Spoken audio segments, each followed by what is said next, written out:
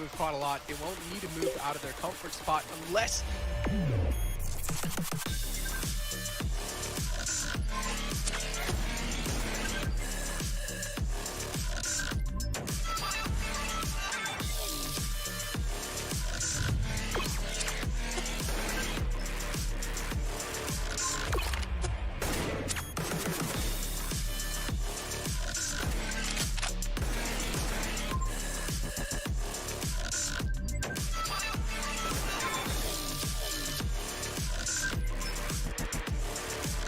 Get ready, Pakistan.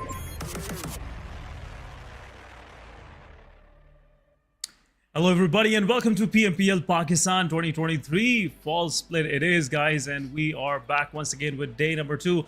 It's the action of finale about to resume once again. This is your host Essen, with me it's Torix for the second time around for this week, I must say. Torix, welcome to the stream. How are you feeling today?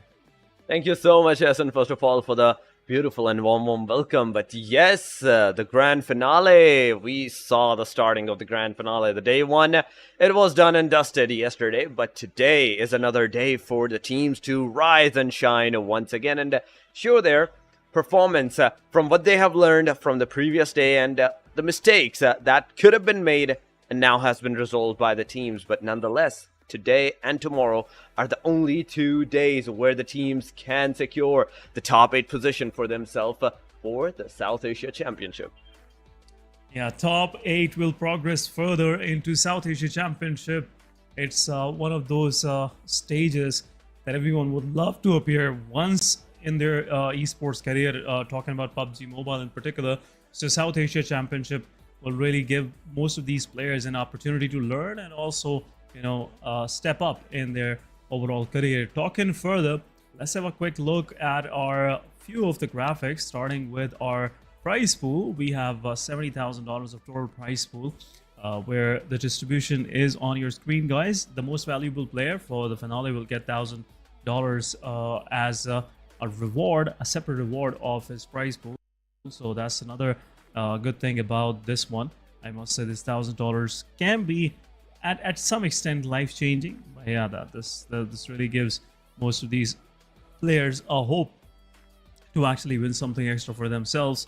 But in my opinion, this $70,000 and the first 3 spot prize money can really, I would say, slingshot any team forward in their esports career.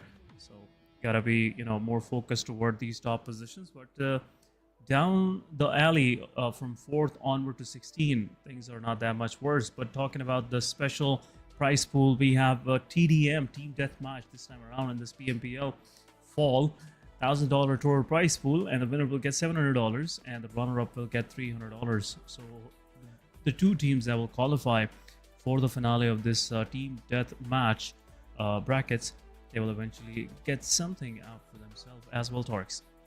Definitely, they're going to get at least something for themselves even in the TDM brackets, whereas a total prize pool is $1,000, so the winner and the runner-up are both going to get something out of it. But the fight is from the round 1 to the round 3, then to the semifinals, and then at the very end to the final. So a huge line, I'd say, a big line that the players have to cross before getting into the finales. But once again, this is the semi-final bracket. Today we are going to witness SR3X and a 7th element fight, out of which whosoever wins will face in the finale against in the semi-finals against the R3G. Whether it be 7th element or it will be SR3X, it's a major question. But still, even in the day 2, there are going to be 6 matches in total. And those 6 matches are going to be crucial once again for the teams. TDMs are on the other side, but the matches, the consistency that the teams have to perform for themselves, it's a must today. It's a must. So it's just the last chance, I would say. Final day of the finale is kind of more of a pressure cooker situation. You never know what's gonna come out if you will exert a lot of pressure. So, this is a lame analogy, but overall it works. It makes you understand what I meant. But at this very moment, I feel like today is the day. These 6 matches will decide somewhere the fate of top 8 teams. and if they'll be able to keep themselves right on top, they will definitely find something outstanding as well. But talking about the overall ranking, guys, after yesterday's performances and action, I must say, Aegon XI8 are right now on top with 133 points. We have 7th Element with 109 trying to chase down Aegon XI8 from the first spot. It will be a miraculous run for 7th Element if they're able to do so. Regicide on the other side, trying to stay consistent, 95 total points to their name. And overall, they got around 39 points in yesterday's 6 matches. So not a good number, I must say. Magnus at the same time, 84 points for them, 52 Esports. A good run for them as well in yesterday's matches. And eventually getting a chicken dinner as well in the final one. Red Death with 2 chicken dinners, really cementing themselves in the top 6. And Team Star and Team 141X Bublu standing right next to each other with 67 and 65 points in top 8. So this is the overall top 8 so far after 6 matches. But we'll see how this overall leaderboard will shape up, Torix, at the end of today. Definitely, how it will shape up and at the end of today is a bigger question, because this is the only top 8 that we're seeing. And this page, the teams have to be here to qualify for the South Asia Championship. This is a big momentum for the teams, but still, from this 3rd point onward, I'd say we have still seen the teams that can, in a single match, secure their positions.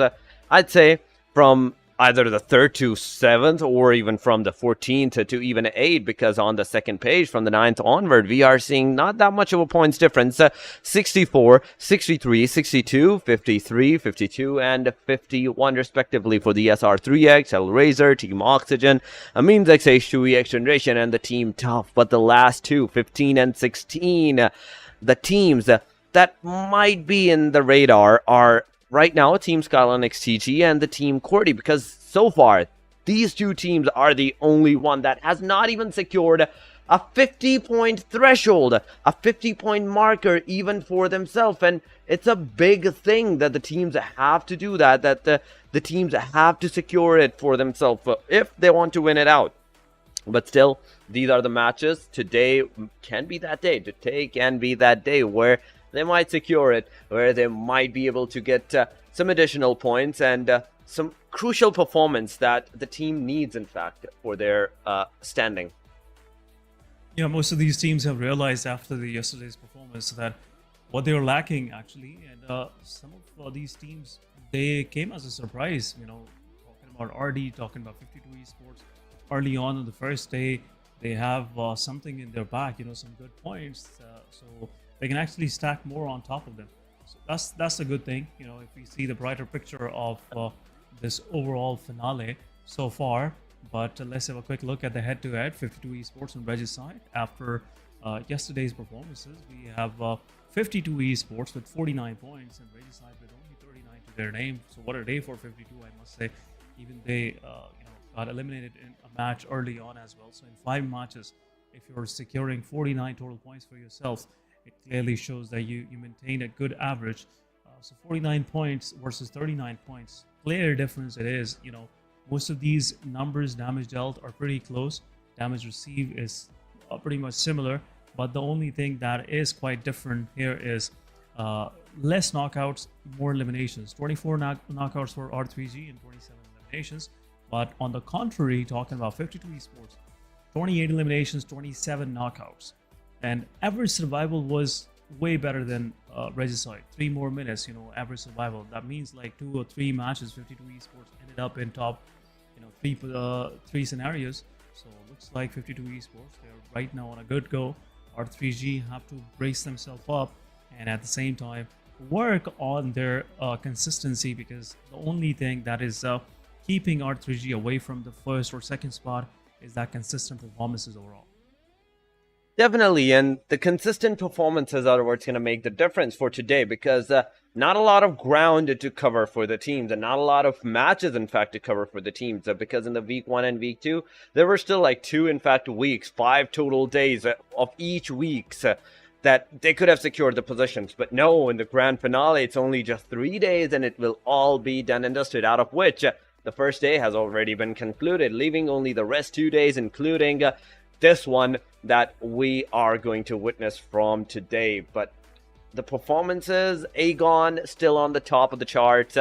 R3G and 52 that we saw head-to-head against each other. There is a slight, I'd say, almost a certainty that the teams are consistent in the grand finale. That is one thing that we are seeing, is that the teams are constantly staying consistent in their performances. If one match goes bad for them, the other one might comes out as a good gesture and a good point for them as well. But still, only 2 more days, only 12 more matches that are going to conclude everything from the PMPL Pakistan Fall split. And after that, the teams will either get their prize pool, or will not just get the prize pool, but also secure their stage into the upper echelon. Absolutely, upper echelon is what most of these teams are targeting right now. Getting out of 20 teams, making it to top 16 wasn't that difficult, but looks like making it to top 8 is quite an Herculean task for all of these teams out there. And I'm really looking forward toward the teams on the second page, because they're pretty close to top 6 positions. It's not a big difference, I must say. It's just 20 points, and 20 points you can acquire in a single match. So things can get a little messy for the teams that are feeling, they might be safe at this very moment. But I don't think so. They're safe. They have the target painted on their back, so everybody will be running for them. So you gotta be careful. But talking about the schedule for today, guys, we will be seeing a slight change where we'll have only one TDM match that will showcase the end of round number 3 for the TDM brackets, but rest of the matches will go side by side, starting from Miramar, then Sanhok, then Erangel. Then we have a TDM arena, and again that same round robin happening once again for these 3 maps. But the way this map setup is in this PMPL finale, Torix, it really gives me this, a slight understanding that stacking Sanhok in between Miramar and Erangel will really rattle teams in their strategy, because most of the time teams think that maybe Sanhok will be the first one or the last map in the series. So they just have to slightly adjust. More of the time they will be playing that mindset of resourcefulness or surviving for the final circles in Miramar and Erangel. So when Sanhok is right in between, it makes you to switch real quick. You really have to go toward Sanhok after the first match, and after Sanhok, fast-paced map, you jump into Erangel. So talking about this rant, we'll continue this, guys, during the match. But teams are ready. We are about to jump into our match number 1 for the day. And it's PMPL South Asia Championship on the line, and top 8 teams from this PMPL Pakistan 2023 Fall will qualify for that. So every team has an eye on the target. Let's have a quick look, talking about our plane path, starting from Puerto Paraiso, going toward Los Leones, straight toward the northern city of La Cobrea. So it's a diagonal plane path. Be really helpful, in my opinion, for teams like 141 RD, Aegon XI8, and also it's pretty interesting to see Team TG and Team HR going side by side in Puerto Paraiso. So this will be some early fight happening, looks like. Team TG really wanna take this opportunity where they might think HR goes to ruins, but now they are going on their drop of Puerto Paraiso. The rest of the teams, they're pretty spreading out. I don't know what's happening. Some of the logos are switched, but I was thinking it was TG, but it is HR. Really creating that confusion, Torx. It is creating that confusion, in fact, and as we are seeing a lot of teams with, I think, a slot differences, we are definitely going to see some more confusions in the later stages. But for now, the circle has been formed up. It is I'd say a clean circle compared to the plain line. It is in the favor of the plain line as well. Lost Leon, somewhat of that area is in the circle. On the northern angle, there is Toria Humada, which at the very corner of Toria Humada, the circle, in fact, completely ends. Not even the Toria Humada is there, but Cruz del Valle, it's there. Some of the teams are going once again for outside of the circle position where their drop location is, but for now, almost 80% of the teams, I'm seeing that they are staying in the circle. Team Star, Team QWERTY, there's Team Oxygen, there's the Means H2E, and once again, as in the back of my head, I was seeing the logos and I was seeing the team names, and I was like, wait, this is wrong. This is once again wrong. But Hardy, Aegon, they're at the Lost Leons, and some early fights might occur in this area. But so far, Aegon I8, Faluk, he's here. Look at the smile on that guy. He's ready for today as well. Because yesterday, oh my god, the first match, remember, it was a Miramar, and it was Faluk that made sure that the team do secure that beautiful winner chicken dinner. Yeah, that was never in reach of Aegon Exide. It was the solo survivor Faluk just trying to get some placement points for his team, because they already did wonderful, with the guns blazing and also the elimination points that they aggregated for themselves. But Faluk was with the never backing down attitude, which helped him get that winner a chicken dinner. Magnus Esports, maybe like they were just trying to survive in that very situation. They weren't even up for the fight, and once they realized they're up against a solo survivor, they went for the fight. But unfortunate it was, and pretty fortunate for Aegon Exide, they got some extra 4 placement points and a chicken dinner to their name as well. 30 points to start with. Your PMPL finale really boosts you, really injects that adrenaline, I would say, in your performance, which helps you to actually keep that momentum going. But right now, Oxy, they're looking around their surroundings. Hacienda del Patron is it. And Hacienda being a point which is highly contestable. Oxy being careful with every step they take. But the guy they sent ahead forward was SAF I'm telling you, this guy is something. So SAF really stepping up in the situation where team needs him the most. Oh yeah.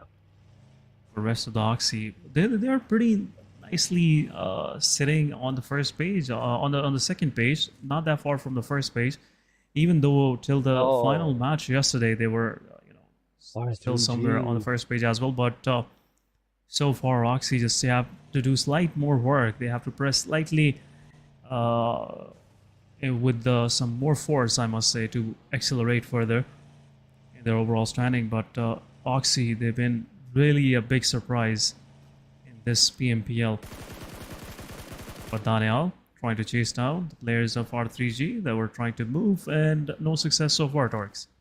No success so far, and even in this first match, as the first stage is closing on, we're not seeing any kind of clusters or any kind of early aggressiveness from the teams. Whereas in the first day, we did saw that, and I like to believe that it was because the first day that the teams were playing aggressive to know about the other team's strategies. And now today will be that day where majority of the teams will be revealing out their new strategies. In fact, where they were aggressive at the first day, today they might go for a passive stance, and they might know where the teams might be rotating from, judging from the day one. But R3G so far now, in a complete split location, has spotted the players of the team Oxygen, but was parking his car parallel to the monster truck, gets out of the car, and now he has to get into the house. He has to get into the compartment. San Martin is that area.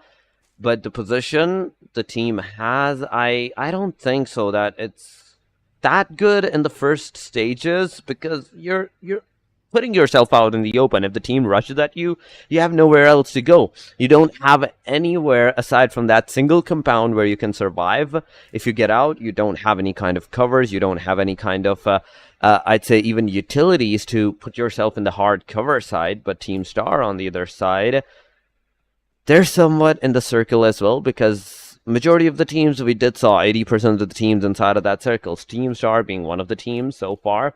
This team has also acquired a split stance, whereas it is a 1-to-3 ratio. Fury being the only guy that is on top of the mountain, just holding out that position. But as we move to the circle, as we move to the satellite view, we can see things more clearly. Team QWERTY is at the Hacienda del Patron near the team Oxygen. There's R3G in the backlines, and even there's Team Star in the backline. So these four teams are right back to back each other on the top of the mountains at a safe angles. The fights might not happen in the first stage because they're in the circle and no one wants to push inside of that circle. But Aegon X I8, 52, SR3X, these are the three names that I'm more curious right now to see, because so far they might get into a cluster position where they are going to take the fight. They might get forced to take the fight. Similar side, Team Oxygen and Team QWERTY are moving somewhat on the parallel rotations where they might also face against each other, but nonetheless, the 16 teams, they're easily going to have the circle for themselves. The first circle, at least, very much is accessible for every single team. But Northern Angle, Amin's XH2 has the complete advantage of Northern Angles. The water treatment, even the El Azhar areas, they can easily go wherever they want to go. But now, on the Southern Angle, on the dead center, we can see now the circle being formed and teams going for that cluster. Going for that cluster, and that was the reason R3G really moved in early, because they realized there will be somewhere, you know, even they will be sitting in the dead center. There is an ample amount of chances that they will get somewhere on the edges. But looking at the situation, R3G might go into a fight. Aegon Excite on the other side takes down one of the players of 52 Esports, an early casualty. Also, one of the players from 52 is very low on HP, so technically speaking, it's only two players surviving. But Aegon Excite moves forward. Salman low on HP, he gets spotted out, and at the same time, he's the last one standing. Will get confirmed. Aegon Excite confirming all four 52. For themselves for the start in the match. 52 Esports. It was a big setback for them, unfortunately for them, but an early exit for 52. And all players just sharing one kill each and confirming for eliminations. La Bandita it was. And quick execution coming from Aegon Excite. Blade, after finishing things off, will go for a revive. And Aegon Excite will be once again reset and ready for their next fight. We're talking about this first airdrop, MK14.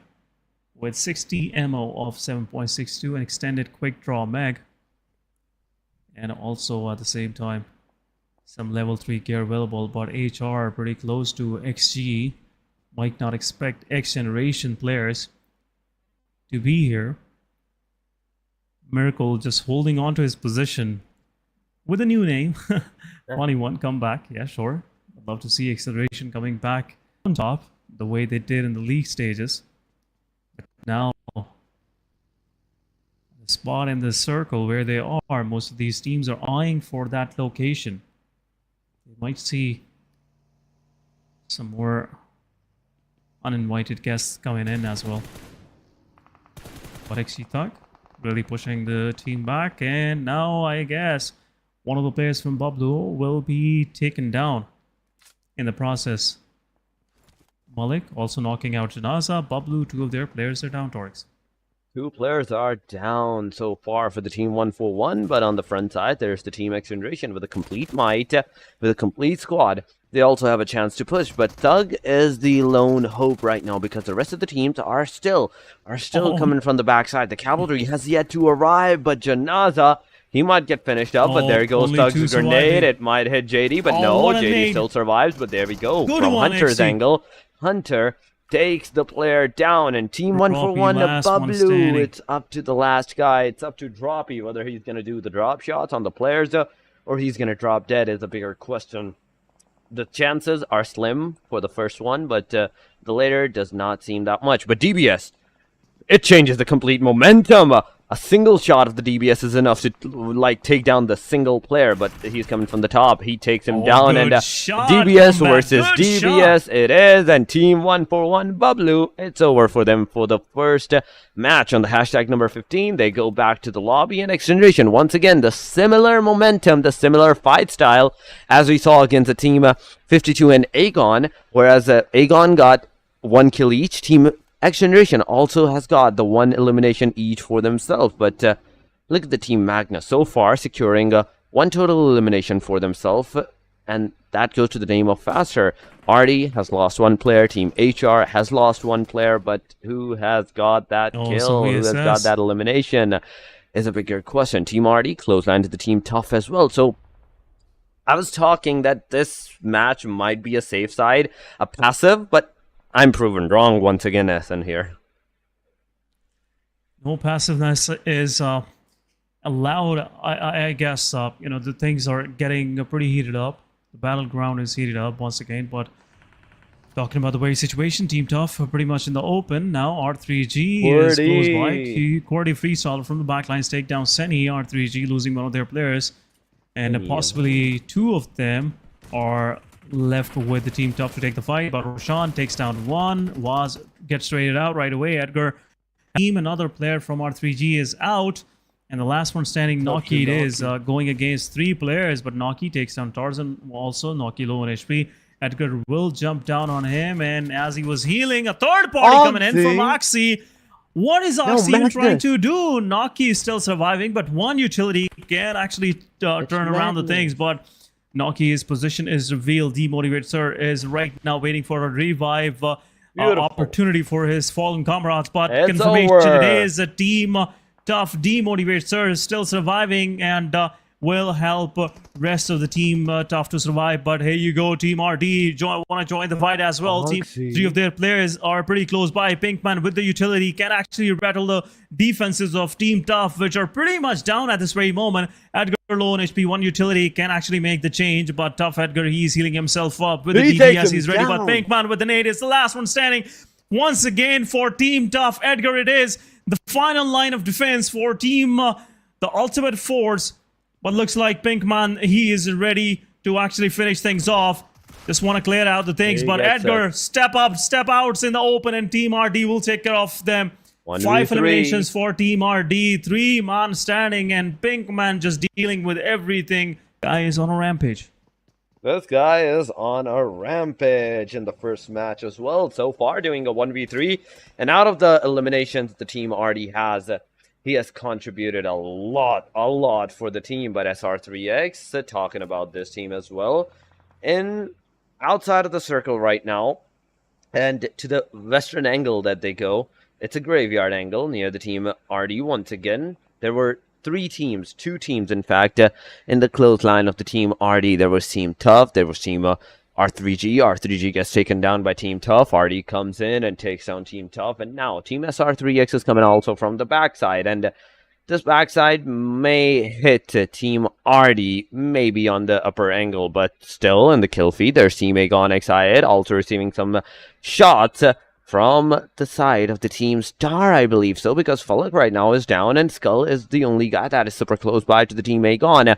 2 players might push, but Aegon, with the 4-man standing that they have, 1 player might still be on the Fullock side to give him that rev, and there we go. The rev has been done. Meanwhile, during time, Circle once again has moved to the centralized position, whereas Graveyard, Minas Generals, and even the Junkyard, I'd say the triangle center area is the place for the Circle right now. But 7th Element, they're coming from the northern angle. Team Amines XH2E, they were waiting out. Team QWERTY was waiting out, but no, 7th Element says no, and YOLOs the rotations inside of that circle. RD still need the Team SR3X, Star also entering out inside of that circle, and majority of the teams now as we're down to I think 11 teams, or it is 12 teams. they now have an easy entry, not just in the circle, but also to their respective safe side locations. But the fights will engage with the teams and will force, even in the long distance teams, to go for that third party, go for that fourth party aggression. So far, XGeneration nearby the team Aegon XI8, and this way, and this time, XGeneration might also indulge in the fight. They might, because the way around Team Aegon XI straight away pushing toward the players of XGeneration. There will be a full-fledged fight breaking in between both of these teams. But I select slowly and still move in. Magnus Malik with that elevated angle will give some early intel on the players of SL as they will be planning to move in. Circle, so far, not a bad position for Team SL to be in. But eventually the circle will shift from here because right now they're on the edges and they might have to go into the fight. So later than, getting into the fight later, it's better to go for it now because down the road, the pressure will be more mounted on the players of SL. So they might not be able to perform the way they expect in the very situation. But Star, Team Aegon XI8, both are knocking on the doorsteps of RD. This split can be detrimental. Shahir might get overwhelmed by the player pushing from south side. As I can see, SRX3X, they are trying to gatekeep QWERTY as well. So once QWERTY is out of the picture, Team SRX will be aiming for those warehouses where one of the players from RD is holding on to.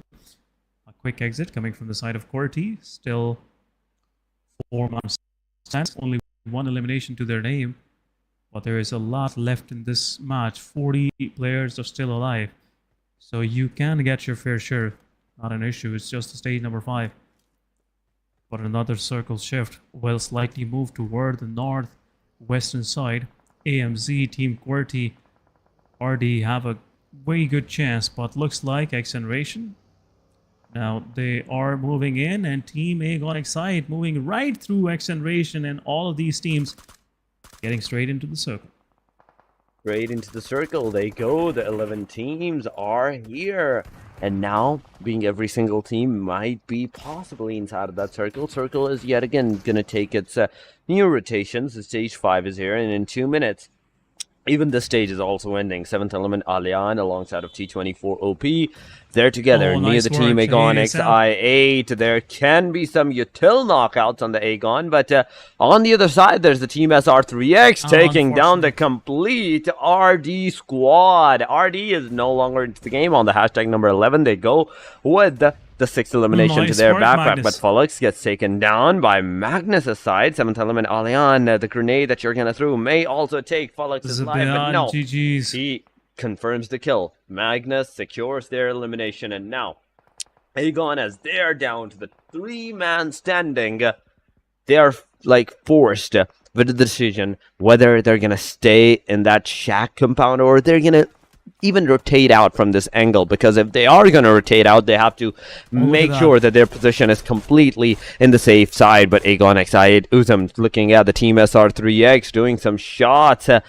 Some damage was dealt on Zen, but Zen was lucky enough that not enough damage was dealt on him that he gets taken down. But Team Star, they're also somewhat on the receiving edge, because so far the 3 players of the Team Star has also less than 75% HP. But Magnus, they are constantly taking that aggression. They're constantly taking the fight. Once again, we are seeing Team Magnus engaging, getting yet another elimination point for themselves. So far, XGeneration has 4 eliminations with a complete squad. Magnus after them with a complete squad with 3 eliminations. Then Amines and Team QWERTY with 1-1 each. But Star, they have not secured a single point, secured a single elimination for themselves. And this might be the moment.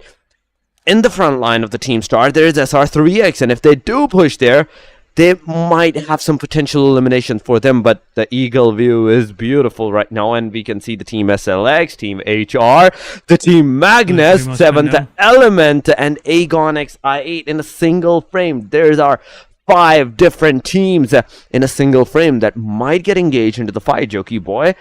Pushing a slight too much extra forward, where he might be also be spotted by the hand of 7th Element, or if the Team SLX, even through the utilities on the HR, he has to force himself into the back lines. But Aegon XI8, so far, we are seeing them not only just inside of that circle, but also looking at their opponent. So Aegon XI8 so far has a hunch where the players that might be situated at, and this gives them an edge against some of the teams that are just looking at a singular angle.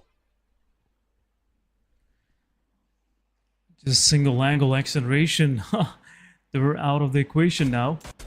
That's the reason why they're trying to find a way. They're trying to pave their way inside the circle. Long distance, I must say, at least 100 meters plus they have to move in on the side. Aegon XI also getting some damage from across the ridge from 3x as well. 3x really playing with utmost amount of patience. But look at Star. They're eyeing on SRX 3x. 3x already lost one of their players. It's a 3 versus 4 situation, but Star, I guess they're not going to go for that fight because it's a risky duel to actually take. They might end up losing even a single player. Not good for their overall equation, but quick contention happening on the southern side where Aegon XI8 might lose another player. Magnus takes down one. Come back with the utility, confirms Aegon XI8 Uzum. IQ. But IQ gets knocked out as well. Zibian It's over. from back lines confirms that XGeneration comeback pushes in and vacate the place for his team. Now XGeneration have that small compound for themselves, but HR, they're also trying to move ahead. Team Magnus Esports faster, and Zibian got to change their position as well, but here you go, Zigsaw gets taken down. Team SLX, TG are really pinned down at this very moment. HR, they got to decide which fight they want to take, and they are deciding to go for 7th element. But SRX 3X, Zen takes down 1, takes down possibly 2. Team Star down to their last 2 surviving players. Osama is also right now in a big of a pickle. Daniel is knocked out. Skull is knocked out.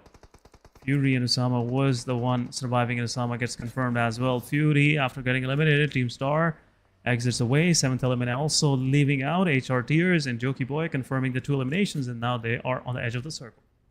They're on the edge of the circle, and only the top 7 teams are remaining from this point onward, at least.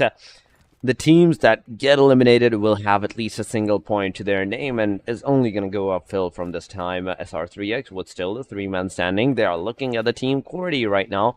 The util is on the hand. The util is in the hand, but will it hit? That is a bigger question. But XGeneration, Team Magnus, HR, and even the Team SLX TG, these are the teams that finally, once again, in the Ridges angle, they have made sure that they are forced to take the fights. Once again, SLX Destroyer with the util in his hand, he's going to throw it up on the players. But it matters whether it's going to hit or not. The player has to move. He has to go in a safer angle. But there we go. Thunderclap doing some prone shots on the SR3X. Zen dodging every single bullet in the safe side. SLX on the other side. Not even a single elimination to their point. Thunderclap gets taken down. Destroyer, being the last and only hope for the team, is the only team right now with the single player. But come back with the grenade. Takes down Tier. He's going to push forward. The Molotov in his hand. But Chami Boy takes the elimination of the team HR. And that is a steal of the elimination. Comeback also gets taken down from the team Magnus. And Magnus, that is on top of this mountain where the team SLX is. They are taking every single fight, every single engagement that they can possibly take against everyone, and they are securing some more eliminations for themselves. So far, Magnus has secured 7 eliminations to their name. Not a single player has been confirmed yet. SLX, Team HR, even Team QWERTY is down to the last player, but SR3X, Team XGeneration, Amines, and Magnus are the players, are the teams that still have 3 to 4 players to their name, and a good survival chance to their name as well. But Jokey Boy, now his only hope is going to be for the heal battle, because if he gets out, he will be forced to take the fight against the team SLX, and he don't want to give out that elimination, I believe. So, but he gets the kill on the play zone, and it's over for the team HellRaiser on the hashtag number 7. With just the 1 possession points, they have secured 3 total points in this match. But Team Magnus, their domination is not stopping. Malik takes down Khan, and there we go. Straight from 7 eliminations to the team Magnus's 9 eliminations. And the top 5 teams, the top 5 contenders are on our screen now. It's on.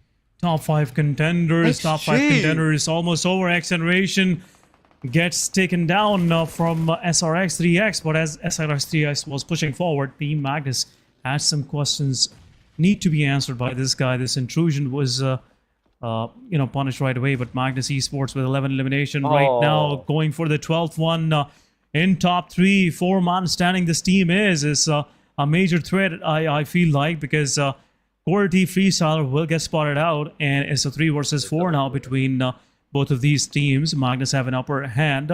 Will pick Maxi as well on that flanking angle. Maxi without realizing that this is not a right place to be in, but taking down one, taking down 2. Rex with that outstanding spray makes it a 2 versus 2 now for AMZ. Zibian, he is trying to find something for himself, and Rex is becoming that main defense of AMZ right now. Circle is toward AMZ. Team's gotta move forward. Faster is low on HP. Zibian is the only one on the full HP. Maxi will bleed out. Kill will get confirmed. 13 elimination for team, I would say, Magnus Esports in this very moment. Zibian takes on Rex. It's a 1 versus 2. Magnus Esports not gonna keep that out of their clutches, and Magnus Esports will get the chicken dinner for the match number 1 for day 2. Winner chicken dinner goes to Team Magnus Esports. Definitely Magnus with that amazing winner chicken dinner for the match number 1. They have secured it with 15 elimination points to their name and a total of 25 points, 2,500 damage, and straight on the hashtag number 3 that they go. These 25 points are going to help them once again, but now we are going on a short break, so we will see you in a little while.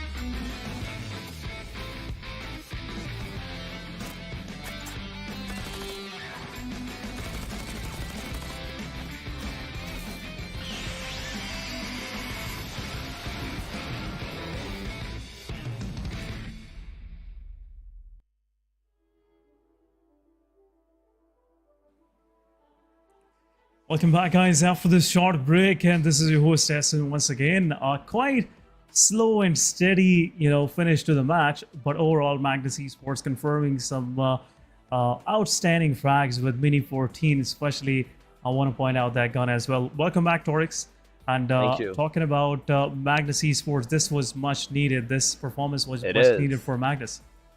It was a much needed performance for the team Magnus, and the way that they have secured this I'd say the fight. It is an amazing job that the team Magnus have done for themselves. They have outperformed, in fact, themselves in this match, in these matches. And right now, the momentum that they have set upon for themselves, it's a good one. But we will have to move to the MVP right now, and it is none other than, once again, Magnus's beyond 8 elimination to the guy's name, single-handedly securing the 8 elimination and 1,088 damage, 148 healing, 6 knockouts, 2 assists, and 26.04 survival time for the player. A good survival, I'd say, and even the eliminations, it's an amazing amount of elimination that the player has. Look at the other top players. After that, no one is even close. Not even in the 7 line. Yeah, no one even close, but Pinkman with 6 eliminations. Like, I was on a rampage for sure. Pinkman with 6 total elimination points for his team. Just 503 damage, so he was confirming some pretty low HP players. I would say pretty wise of him. But Drollin at the same time, doing a wonderful job. 4 elimination to his name as well. AMZXH2E JD with 2 eliminations, but tons and tons of damage, 814 damage, 25 minutes of survival. The Knight from SRX3X really confirming the remainings of XGeneration. Total of 5 eliminations, 466 damage. ranking 5th in these top players. Moving forward, match ranking it is, guys, where we will have a quick look which team got some good numbers for themselves. And starting out, Magnus Esports with 25 points. Now, somewhere, I believe, on top 4 position on the first page. We'll have to see where they actually managed to put themselves after this one. But it means with a consistent performance, once again, 13 total points, SRX3X with some hard-earned 11 points to their name as well. XGeneration with 9, Team QWERTY with 8. I would say Team QWERTY really trying to make a recovery from here. Red Death with 6, Aegon XI8 still 5 points, even though they got eliminated early on with 5 elimination points. 7th Element with 4, and all 4 came in eliminations. HellRaisers with 3, 1 placement, 2 elimination points. Tough with 2, Skyline TG with 2, then Oxygen and Star with 1 each, and rest of the teams were sent back home without even a single digit. Overall, a very slow-paced match, but in my opinion, what I think is this circle was quite tricky. It was pretty much in the open, and AMZ, the reason why they were on the 2nd spot, they really seized this opportunity of realizing no one is up north, so they occupied as far as they could and had a better map control. Reason why they ended up on 2nd spot. But overall, Magnus Esports doing a wonderful job, I must say. Magnus doing a wonderful job. But now, with the match ranking done, we will move to the overall ranking stats. Whereas we can already see Team Aegon with 138 points secured for themselves. A good start to the Team Aegon's aggression once again. 113 for the Team 7th Element, 109 for the Team Magnus. R3G with the 95. And from the 3rd position onward, the top, the 100-point threshold has been crossed over by the teams. But after that, 95 for the Team R3G, Red Death with 84, 82 for the Team 52, 75 for the Team SR3X, 68 for the Team Star on the hashtag number 8. And as we move our charts on the hashtag number 9, from 68, it's just a slight tad jump from a downward jump, in fact, from 68 to 66, 2 points difference. HellRaisers there.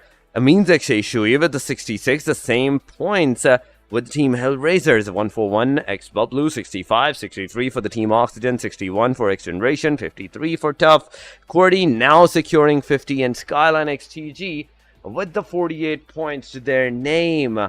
This is just the first match of the day number 2. There are 5 more matches yet to be played, and for the up and downs of these teams to once again go. Still 5 more matches, but Miramar is in the bags of Magnus Esports, and this match really put Magnus Esports in top 3. Now they are somewhere in the close picture of getting to the 1st spot. Aegon XI8. First match was not that good for them, but still they are the king of the hill. They are on the top position with 137 points, and 7th Element also couldn't do much in the previous match. They just got 4 points, so it opens up a door of opportunity for Magnus Esports and Regicide to just grab for the 2nd position and just, mount their pressure on the players of Aegon to actually, make those mistakes eventually on the battlefield. Once they will feel the pressure that someone is on their back, the target is painted on them, they'll definitely, perform good, or maybe just, overall choke, if that's the right word to say. But talking about schedule, guys, we will be moving toward the rainforest of Sanhok. It's a quick pace map, and in my opinion, it's a big shift to the momentum, because most of these teams that were playing slightly slower in the previous match, now they have to accommodate themselves accordingly. Just have to be quick with their reflexes. Definitely, they have to be quick with their reflexes, and Sanhok brings that much of a pace and that much of the aggression out of the teams that the other matches, the Miramar or Erangel, cannot. It is bound. It is like set to be that aggressive stance of the match, where the teams do need to take that early aggressions, do need to take those early momentum fights, and those clash drops. Those are the big things. Even though Sanhok is a small map, the loot scenario for the Sanhok is a vast one. The players can literally find loot anywhere that they want, and they can take the fights from any singular angle that they want. But still, it's Sanhok. You can expect it to be snaky as well. The players can also be sneaky, and at the same time gets to be snaky. So not only they are going to come from the backside to bite you, but also can eliminate you at a single instant. So be wary of your surroundings and be careful of everything around you, even the compounds, even the doors. But nonetheless, SN, this is just the second match, and as the second match will progress, we might see some momentum building up from the teams where they couldn't perform in the first match. They might do in the second one. Yeah, Sanhok really gives you that opportunity. If you are all about, gunslinging, that's your map right away. That's your map right there. So, again, it's time to actually catch up with your contenders that are slightly ahead of you in this overall ranking. There are only a few opportunities left, as after this match, only 10 more matches to go, as we will be stepping into, I would say, the match number 8 for this finale. And after that, 10 matches, and you won't even realize how quick that was, a kind of a journey which passed without even you realizing that now is the final match, and you won't be able to qualify for the South Asia Championship. But anyhow, guys, it's their headache. It's the headache of the players, the contenders. But only thing that I want to see is your favorite team actually making their way into South Asia Championship, whatever that team is. But I'm also really counting on some of these names, especially the names that appeared for the first time. But guys, we'll be moving straight toward the action. Players are ready, as so we are. Quick move towards Sanhok it is, Torx.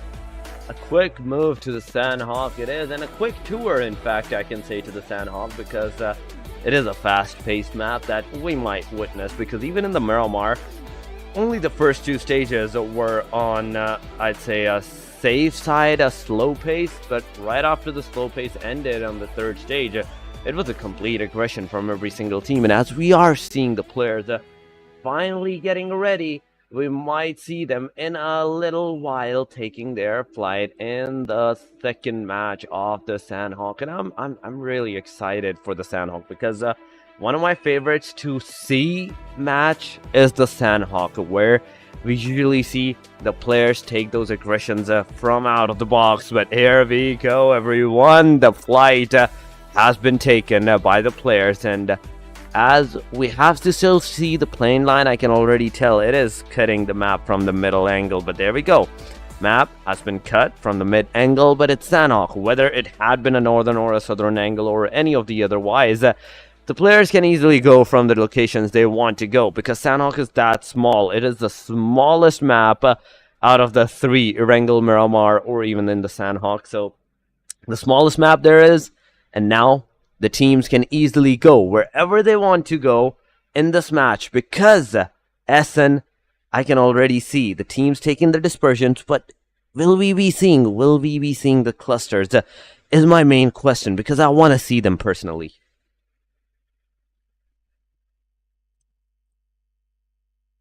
Would love to see some early fights happening, but right now I don't think so. It's going to happen anytime soon, because teams are a little more cautious. But SRX3X, they've been slightly, I would say, out of the line, and right away gets punished. Hunter gets confirmed, but comeback comes with a trade right away in the boot camp. Both of these teams have been fighting for their spot for a long time, and this time around, there've been an exchange of victims on both sides, Torx. It has been an exchange of victims from both sides. XGeneration also losing 1. There's also comeback taking the 1 elimination on the team as well. So an equal opportunity once again for the team SR3X and the team XGeneration to take the fight and take those aggressions once again to get into the fight, tussle against each other. But this position, it might not be in the favor of any of them, because in the back line there, I can see the team 141X Bablu, and if they do decide to push forward, if they do decide to move towards this direction, they might also have some easy elimination on both of these teams. But Shami Boy waiting out behind the boulder, looking out for the team XGeneration to come towards their angle to take the fight. But XGeneration Psycho taking 1 down. SR3X is down to the last 2 players, but come back Does he have a healing? That is a bigger question. But Psycho has also spotted Zen. He takes some way, shots on Zen, but there was a lot of damage. Not the knockout. Just 1 to 2 more bullets. Could have been devastating, but he confirms it. He confirms it. He concurs, and he confirms the elimination. But Thugs gets taken down. Psycho taking a 1v1, but S12K not doing anything but retaliation. It's from Zen, and Zen takes the last guy of the Team XGeneration. It's over for the Team XGen, but SR3X is Zen, the man. He has done a 1v4 against the complete squad of the XGeneration, but also losing 2 of his players. Shamir boy still can be saved, but no, he's going for the loot scenario first. Yeah, he needs to heal himself up. It's a risky place to be, in my opinion, because look at the surroundings. Magnus is right on their back. Then 141 is really eyeing on that position, and now Shamir boy knocked out. Once he will get revived, definitely that will be a different scenario. But Team SRX3X, they have nothing left in the chamber. There are only 2 players surviving, and the only way for them is to go toward the compound and try to find something to heal themselves. But right now, Zen with that classic 1 versus 4 clutch in that crunch situation where XT was having every success for themselves. It was something out of the the classic books, I must say. If I remember Sanhok, Sanhok gives you these kind of surprises, and Zen once again coming up with this kind of performance. I would say a big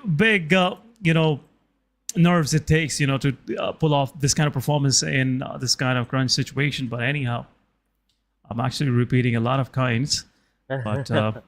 I hope this won't mind. Listeners won't mind, but anyhow, there's no one around. Boot camp is open for these 2 players.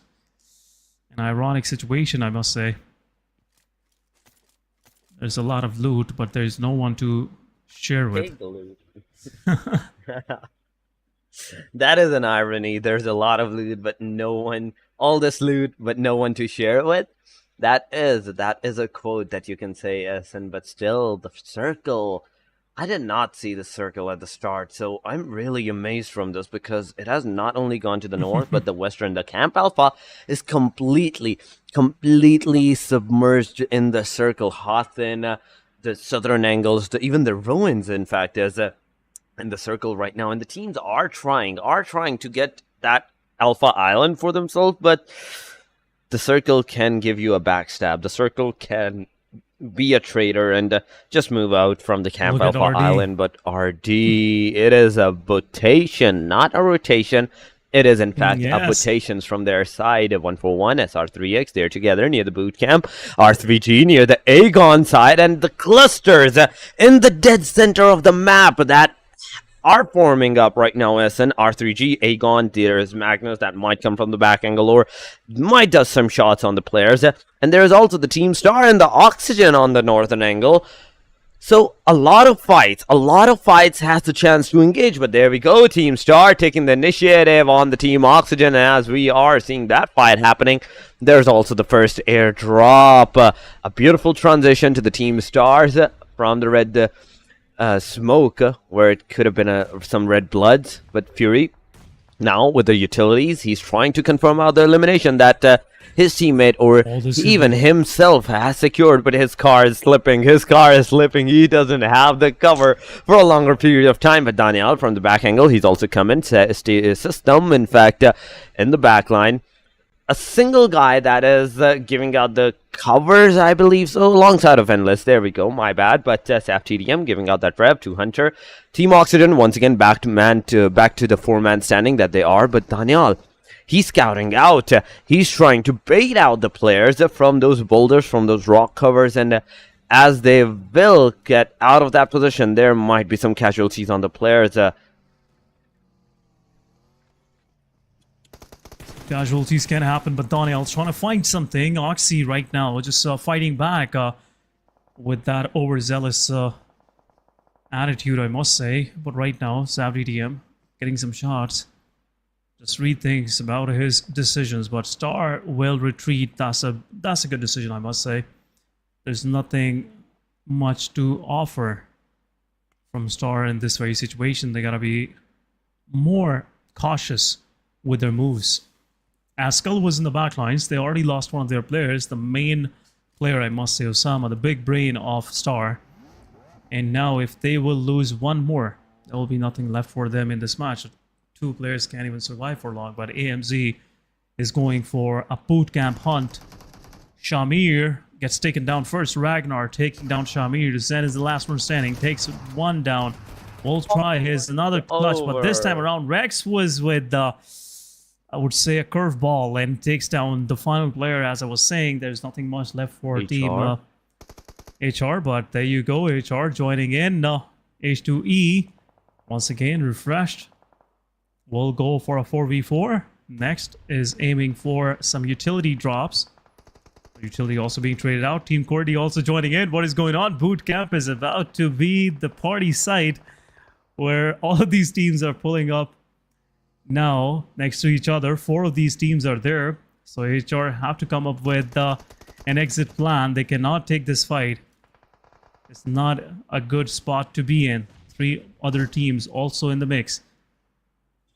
How long this whole boot camp can hold these guys, because Circle might shift toward the camp Alpha Island, but QWERTY, one of the knock, being traded 1-for-1 with some early success. This might give them some courage to actually move forward, as the risk is less as compared to the rest of the team. But HR trying to move, trying to wrap around. AMZ pretty stuck in that main building. Tough on the size, takes down Hassan. 52 Esports losing one of their player. Things are happening outside the circle on the edges. Team Tough really doing a good work in gatekeeping. But reset happens. Team QWERTY once again back to 4-man standing. Not a good idea anymore for 1-4-1 to actually show any further aggression. R3G is also somewhere in the picture on the back lines. One of the player is on the main island, but Jokey Boys takes down Rex. Not a good trade, but HR want to have a piece. Tears take down another one. Jokey Boy gets traded out. Voltrix take down Jokey Boy. It's a 3 versus 2 now. This might get toward a confirmation. HR gotta be careful. They have to reset their players. By the same time, H2E is being careful. Team HR will revive their players, and same as H2E as well. 4 versus 4 once again. Next, pretty close to these guys. One utility can actually change things around. QWERTY on the back lines. Want to have a piece of this as well. Romeo is on the rooftop. He's just waiting for the time where they can strike hard. But it's time where HR might have to rotate out. They might have to retreat, Torx. They have to retreat out, but they can also take that aggression because it's Sanhok. You can wait out a little bit. There might be some third parties engagement against teams, and that might be your chance to take the fight for yourself. But so far in the boot camp, a while ago, it was completely a barren area, but now it resides with 4 different teams. QWERTY, means XH2E, 1-for-1, and the team HR. But look at the kill feed. There is Magnus, there's Team Star taking the initiative, but Ramon on the point grenade takes down Voltrix. Another goes to the same window, but no connectivity this time around is going to happen after the initiative. There should have been a pressure on the team QWERTY, like, where did this grenade come from? But Reviews has also spotted out the players and spotted the location where the grenade came from. But Voltrix has been once again revved. Nice work, HR. But HR, once again, slightly move into the back. Now they know there's more than just 2 teams, so we cannot do the third party. There's bound to be 4th and 5th party. So going a little bit back is a wise stance where you have to take the initiative. Once again, a leap of faith on the teams. But there's also the R3G. Just look at that knock. He's in the waters. But it means XH2E taking the fight against the team QWERTY. QWERTY being with the guy that was on the initial side being knocked out. But now after the revival, they have taken the revenge. With the yet another knockdown. Team HR still in the backside. And once again, SN. Look at the circle rotation. Look at the circle change in the radius and its position. Aegon is in the dead center. R3G is in the closed line.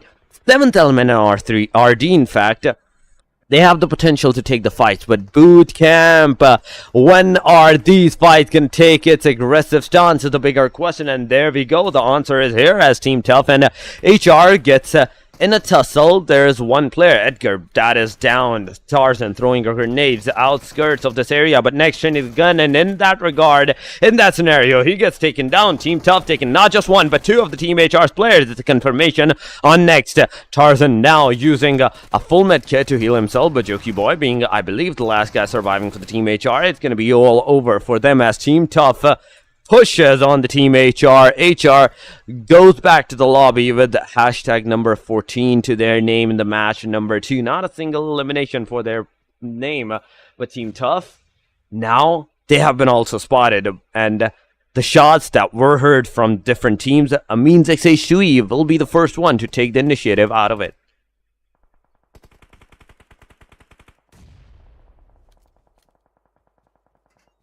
Amines once again want to join the fight as they saw an opportunity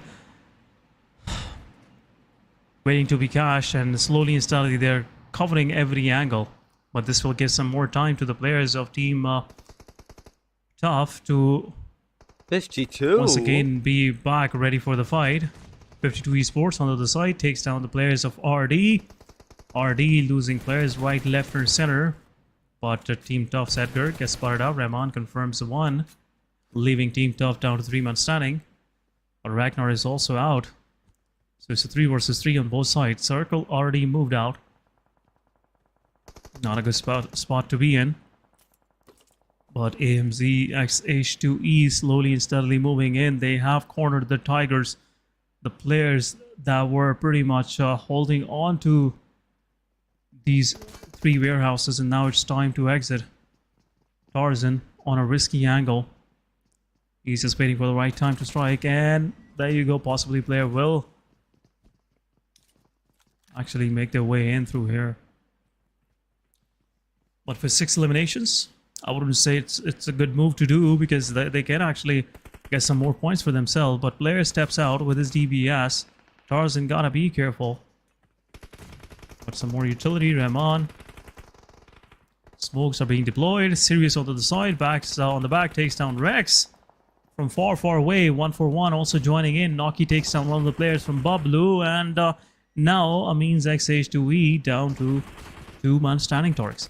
2-man standing that they go, but Team Tough, what just happened? The player was pushing to the team, XH2E, but instantly got a knockout and the finish off on the players. And now Team Tough is also surviving with just the 2 players, but Rahman is outside of the circle. The grenades are being thrown on the Team Tough side. There might be some smokes, in fact, that the team XH2E wants to deploy to get into the safe side, but insta kill feed. There's the 1-for-1x of Bablu from a different angle. JD Janaza comes in and takes one more player from the Team Tough. Now M7X is the one and only hope for the Team Tough survival. Star as a solo player, Amines as a solo player, Team Tough as a solo player. There's a lot of pressure on these 3 teams, but as we are seeing, there's a lot of other teams that are taking the initiatives, taking the fights, R3G being one of them. They have also one of their players that are being knocked out.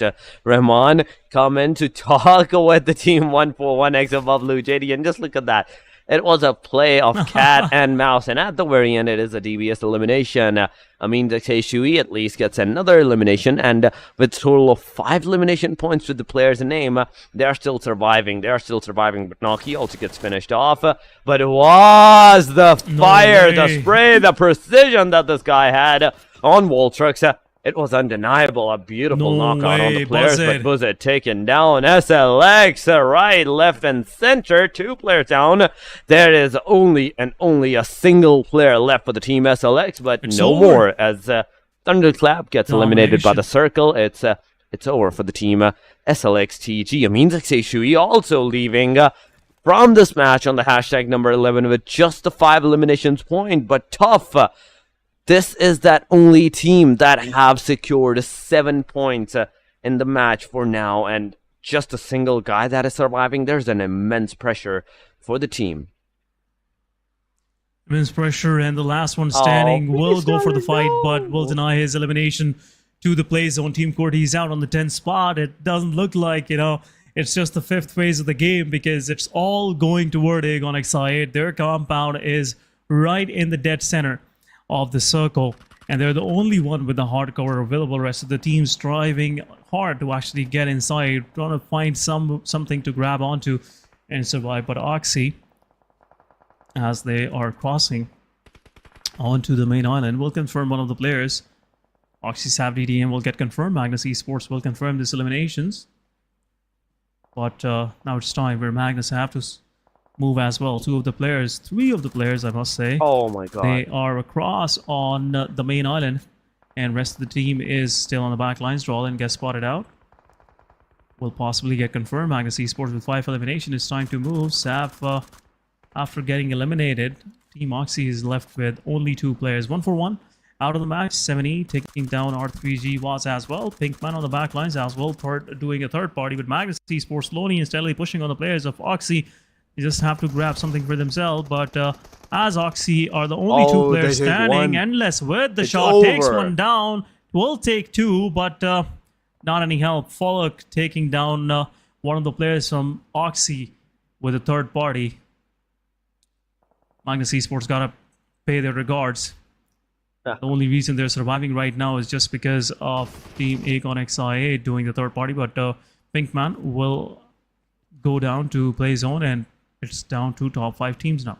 Just the top 5 teams that are surviving. There's R3G, there's Team Arty, there's 7th Element, Aegon, and the Team Magnus for now. But the 4 or 5 teams that are surviving, they not only have to stay in the circle, whereas Team Aegon is the only team that has a circle for themselves. And just look at the blade.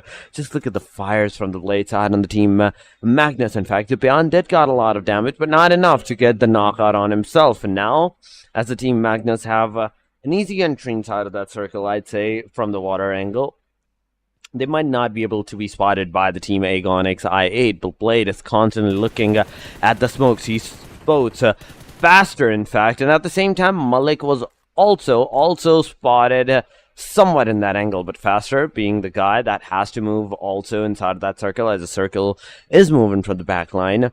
He's in a pickle. He is in a pickle. He jumps in the water, now on the safe side. They're gonna swim their way inside of that circle, but Aegon XI8 also yet to be faced with another hard decision on how to take the fight from the back angle and the front angle at the same time, because 7th Element from the back angle, they are coming towards the Team Aegon, but no, Divine gets taken down.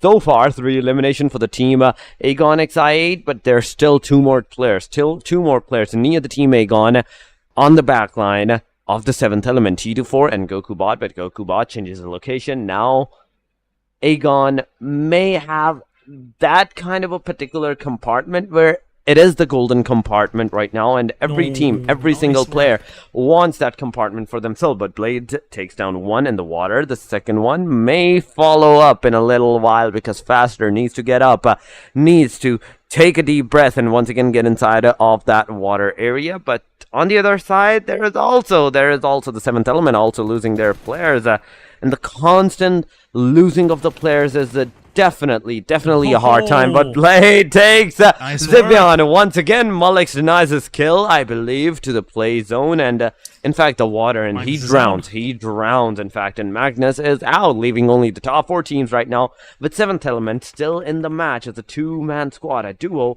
R3G still with a single, and Star with a solo as well. So it's a 4-2-1-1 and hard decision for majority of the teams, and an easy maybe win for the Team Aegon. Yeah, maybe an easy win, but looks like Team Aegon XI8 already knew where the player was. T24 OP is down, last man standing. Alian is there waiting on the beach for these 2 swimmers to exit. Team Stars, Daniel and R3G, but Alian with an 8 takes down Seni, and Stars Daniel is still surviving. Blade will confirm that elimination, and it's down to just last man standing. 1v4 will deny his elimination to play zone. No more points for Aegon XI8, and winner chicken dinner for them. I must say, in my opinion, it was kind of pre-served. the position they had in the circle, it was pre-served to them, but overall they got the chicken dinner. That's the big thing. 18 more points to their name, 8 eliminations, 10 placement points, and they're still on the first spot. But right now, guys, we will have to go on a short break, so we'll be right back.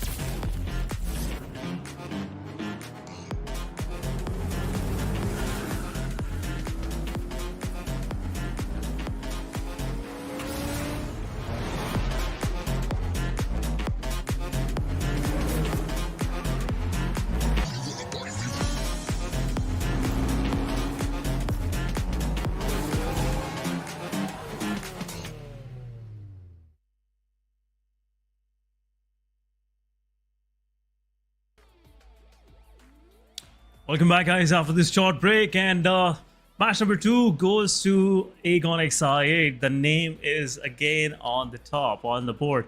But welcome back, Torix. Thank you. We saw a big fight back coming from the side of Team R3G and Team Star, even though they were surviving the solos, but still trying to keep themselves in the top positions. Those placement points will really, take them pretty far.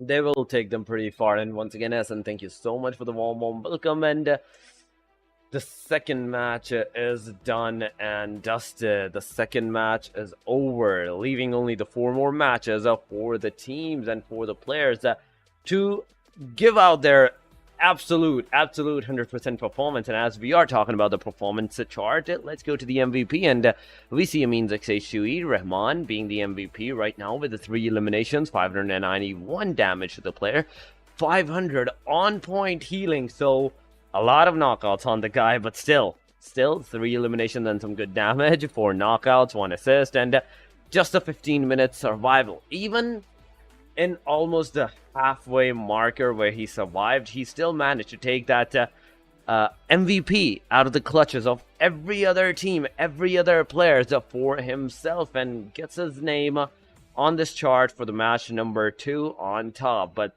there are still 4 more MVPs, and I'm curious to see if 3 is the highest number, how much is the other one? And there we go.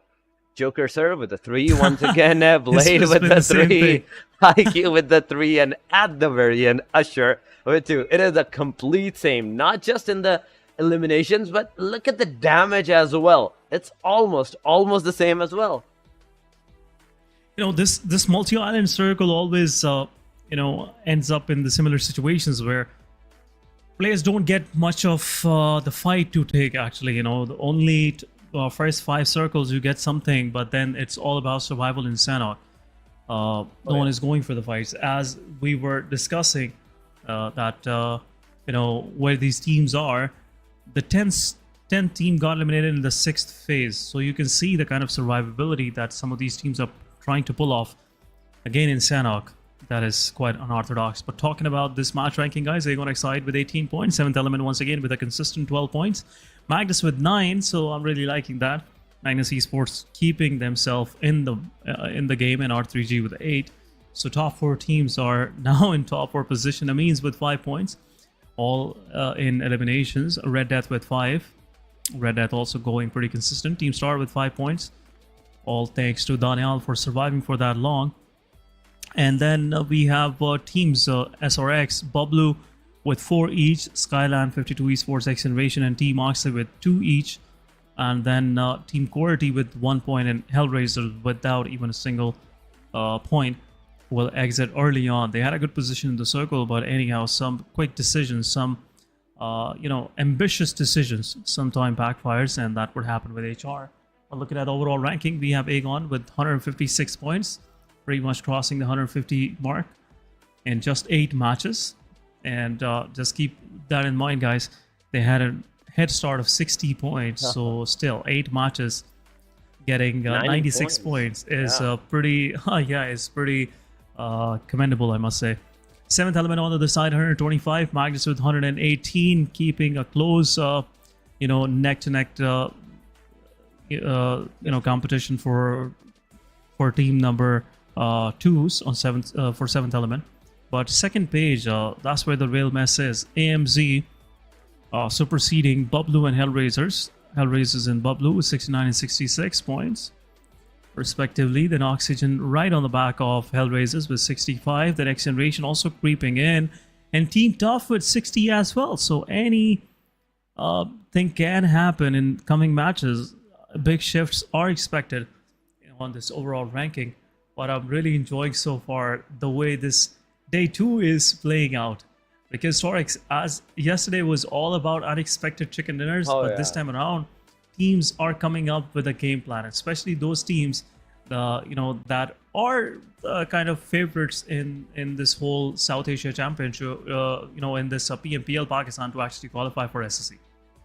Definitely, and as you're talking about the teams that they are doing some kind of I'd say the brain performances against each other, it is a good start, because the first day was complete brawn. We saw that it was a complete aggression. Now, with the new homework that the team have done, with the new stages that they have set for themselves, the new rotations that they might have worked for themselves, now is going to be another day, a new start, in fact, for the teams. But the new start will not last long, because today and tomorrow are the only 2 days that you have to play for the grand finale. So you have to be quick, and you have to be on the thoughtfulness as well on how you're going to do your performances. There is no room whatsoever for the mistakes. So where we usually say in a longer one, there might be some mistake times for the teams and they can do some mistakes. No, it's over.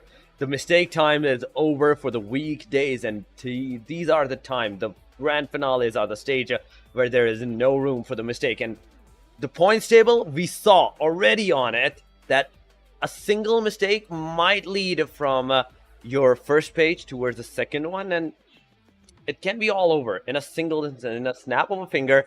It can be all over for you. Yeah, chances are less, and there is a lot still have to work for. So that, in a nutshell, if I talk about whatever I was blabbering. You were trying to discuss here. Yeah, not blabbering, but you were going with an explanation. But definitely, for some of us, some of the viewers that are dumb like me, they need that kind of explanation to understand. But yeah, this been the situation so far. Again, we always say these shorter formats really test your nerves, because only 18 matches are available for you to actually qualify for SSC. And your league performances, if they were not good, you gotta work hard in these 3 days to actually cement yourself in top 8 and eventually qualify. But right now, it is looking like some of these teams have did their homework. So far in 2 matches, I'm seeing Amin's XH2E, staying pretty consistent. Magnus Esports staying pretty consistent. And now, that's what I'm really loving is giving an opportunity and a good run for money to all those teams that were sitting on the first page. They will be more cautious now. They will be taking those precautionary measures to actually keep themselves in top 8. Otherwise, it will slip through their hands. But we'll move toward our match number 3 of the day. It's Erangel, guys. And we are about to step into action in a moment. We are about to step into the action in a moment, but it is Erangel now. With the first 2 matches, a complete slow pace, a complete fast pace. Now is the time for the medium pace action to be performed by the team. And these 16 teams are once again ready for the performances. Aegon, on the other hand, in the first match, they did not get the chicken. On the second one, they came in now with a headstrong once again. But there we go, guys. The third match is here. The plane has taken its flight, starting from the hospital to the Stalber. Once again, Stalber, I think the plane loves to go Stalber and the Kameshki side, because even if it's Primorx, if it's QWERTY, it goes to the Kameshki and Stalber. And once again, from the hospital side towards the Kameshki, it goes a northern favored plane line. But where the circle will form is a bigger question, because depending on the circle, whether the teams that might like to go towards the southern angles, they will do their rotations. Southern side pretty much avoided by this plane line, but Nothing to worry about. I can see this plane line is pretty balanced. You can actually glide till the southern side of Pochinki and can go close to the Potato Hill as well. So, it will be an easy guide for the teams that like to drop down south. R3G, they're changing things up. They're going to North Georgia Bowl as no one is there, to actually fight against with. So, R3G don't have to worry about going to Milta. Star on the other side, 70 Sports is out of the mixture. So, again, no problem for them. At the same time, HR also going toward Stalber and Kamishki. It's a good decision from their side. QWERTY going to Lipovka as usual. Then we see Aegon XIA dropping down in Gatka. They got some vehicles for themselves and they might transcend down toward Ferry Pair or will go towards the Sanhok military island to have a peaceful loot. But I don't think so. Aegon XIA will not take those chances and give some prime locations inside the circle to anyone else. But this circle in particular, guys, is moving down south toward the western side. TG, for the first time, they have an opportunity to seize a good place for themselves early on.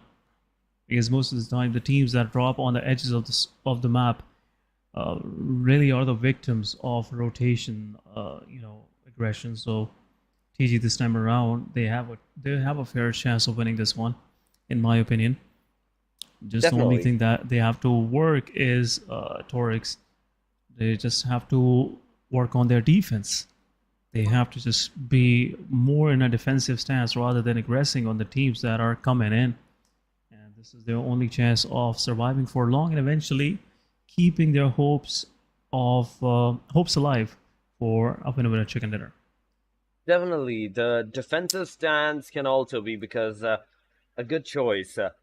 As there's a saying, defense is your best offense, so do go for the defense for now. But right now, Aegon XI8 once again going to the military island, and as we saw, the circle did go hard to the west-southern shift. The plane line was not favored by the circle this time around. Aegon XI8 still at the military base. They have an easy entry inside of that circle because of the military base bridge.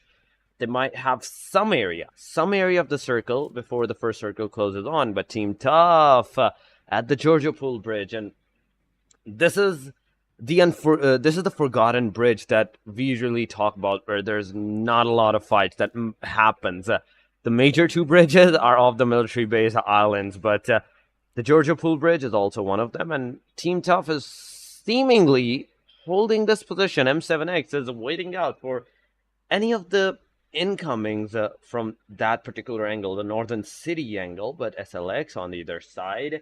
We can also see this team so far securing their loot at the completely southern angle where the circle did win, the Primox area. There is the complete squad, but the complete city is also for them. So far, 16 teams, 64 players.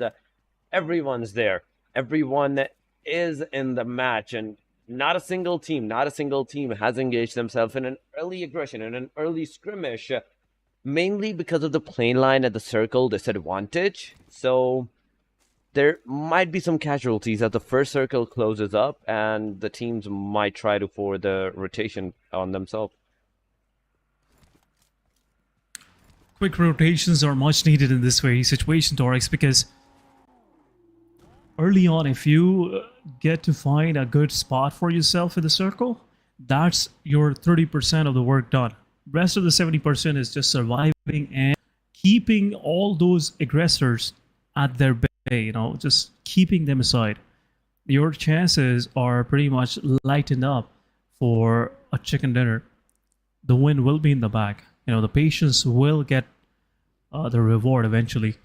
But right now, most of the circle is pretty much empty. Team Tough, they are getting ready, and I'm pretty sure what Team Tough will do is they will go down south on the route toward Primosk, and somewhere in between, if they will find a good compound where they can set up a crossfire, they will do so, and they'll stay there for quite some time. At the same time, 52 Esports, they're going slightly more aggressive toward the players of R3G in North Georgia Pool, and once 52 will realize that they are in a trouble because they're facing R3G R3G right now is in a suicidal mode, I must say, because they yesterday were finding something new, something that can work in this finals in the shorter format, and today they will just come with the full sheer force that they have. And any team that is on a brink of getting out of a competition, or this, I'm not talking about top 8, I'm talking about the top 3 competition, they will do anything, everything, that is under the sun that can help them survive. So 52 Esports have to be more cautious with their move stories. I think that is the scenario for a majority of the teams, and every single one of them, that everyone has to be cautious if they want to survive. In fact, even in this match so far, 1-for-1, and the team of memes have started their fight. Magnus and XGeneration also starting. Once again, Psycho taking the first elimination, getting a knock and a completion. The first one elimination to the XGeneration and memes have been done. Magnus and 1-for-1 are on the receiving edge, but Magnus, they're struggling because the second player also gets taken down. XGeneration, a beautiful head start to this team. Outskirts of the Pachinki area, so I still think there can be some more engagement to the team XGeneration so far, but nonetheless, only 2 eliminations to their name and a good start. Team XGeneration have secured for themselves a means XHUE that were close to them. They have decided to leave out that position. Even Team Magnus have decided to leave out that position, but where they're gonna go, there's Team Amin's XHUE waiting out for them. Faster gets taken down, and it's over for the Faster, and the draw in, it's over. Over for the Team Magnus. The first team to get eliminated is Magnus on the hashtag number 16. 15 teams on the back line are like surviving right now, but Amin's XH2E, a beautiful start to their name as well. A good start, but what was that, Magnus? This was your match. This was your match to actually keep your consistency been running, but early on, some good success for Amines. They're not going to complain for this one. They got this pretty much served to them, and these 3 eliminations will do somewhat great for them, but 3x going against the players of 1-for-1. Rest of the Bablu was passing by. And quick switch up from Scarlet to M416. You gotta set up your priorities just like Cairo did.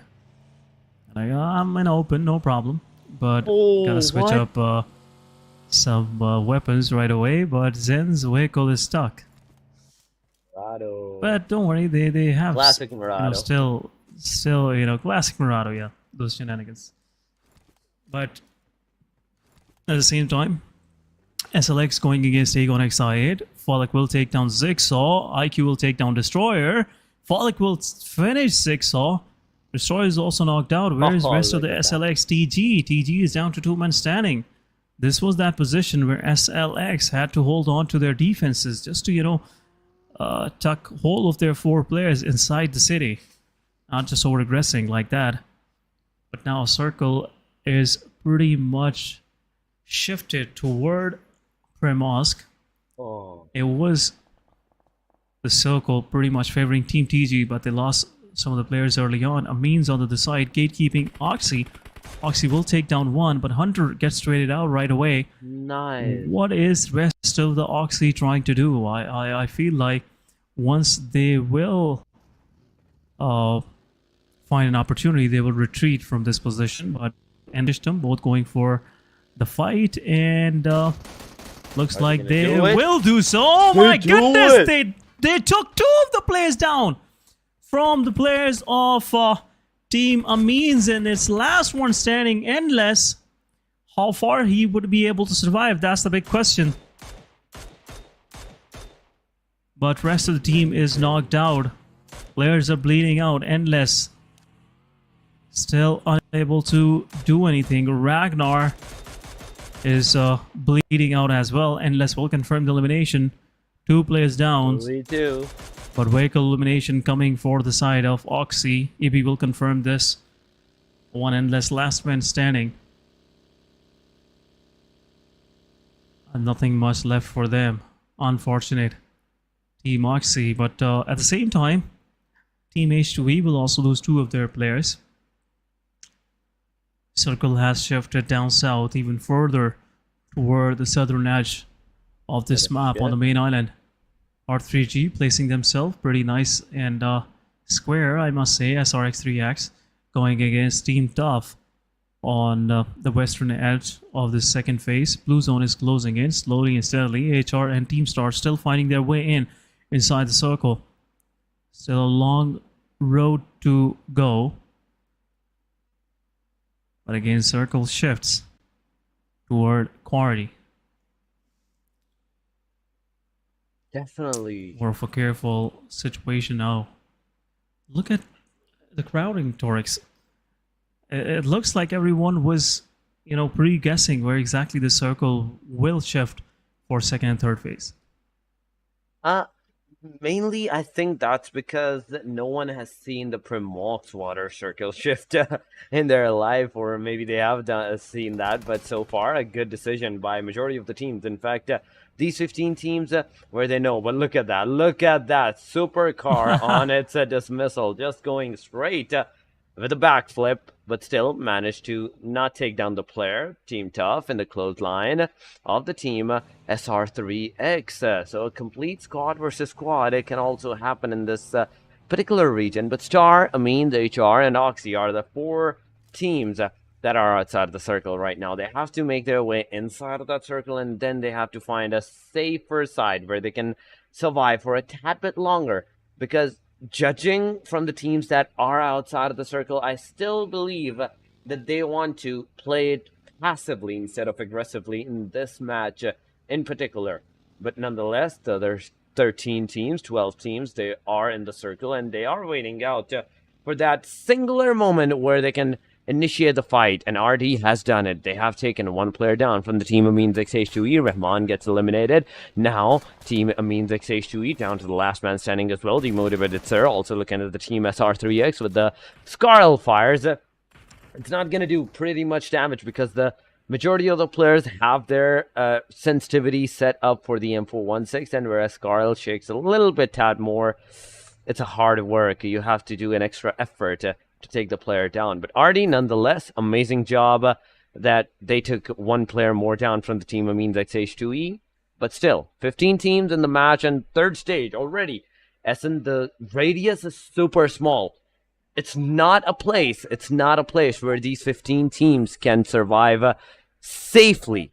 So not only it will be a bloodbath in some upcoming seconds, as the circle is going to take its another shift, but also for some moment in point where it might be the opportunities for some teams to take that initiative and secure those crucial eliminations point for themselves.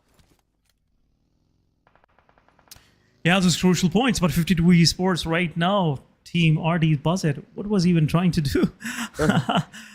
Scouting. 52 Esports Valud, oh not my even. God. Oh my God, no. But this could be dangerous. It is SLR, thank God. If this could have been Mini 14, that would have been a different story. But Valud, he is playing with some extra care, I must say. He knows that he's outside the circle, and poking the giant while they are outside of the play area will not work out for them. But slowly and steadily, Team HR, now they're trying to move inside the circle. Where is rest of the team? That's my question, 1-for-1. Just gatekeeping these guys. Jokey boy, low on HP. Droppy takes down next. It's a 2 versus 2 now. Jokey is still low on HP. But Janaza is still on the front lines. Next will get confirmed. Some more utility going their way. Janaza very low on HP. Jokey might spot him down. But 1 nade will take down another one. Smokes are there. Droppy low on HP. Team Bob Blue already down to the last man standing.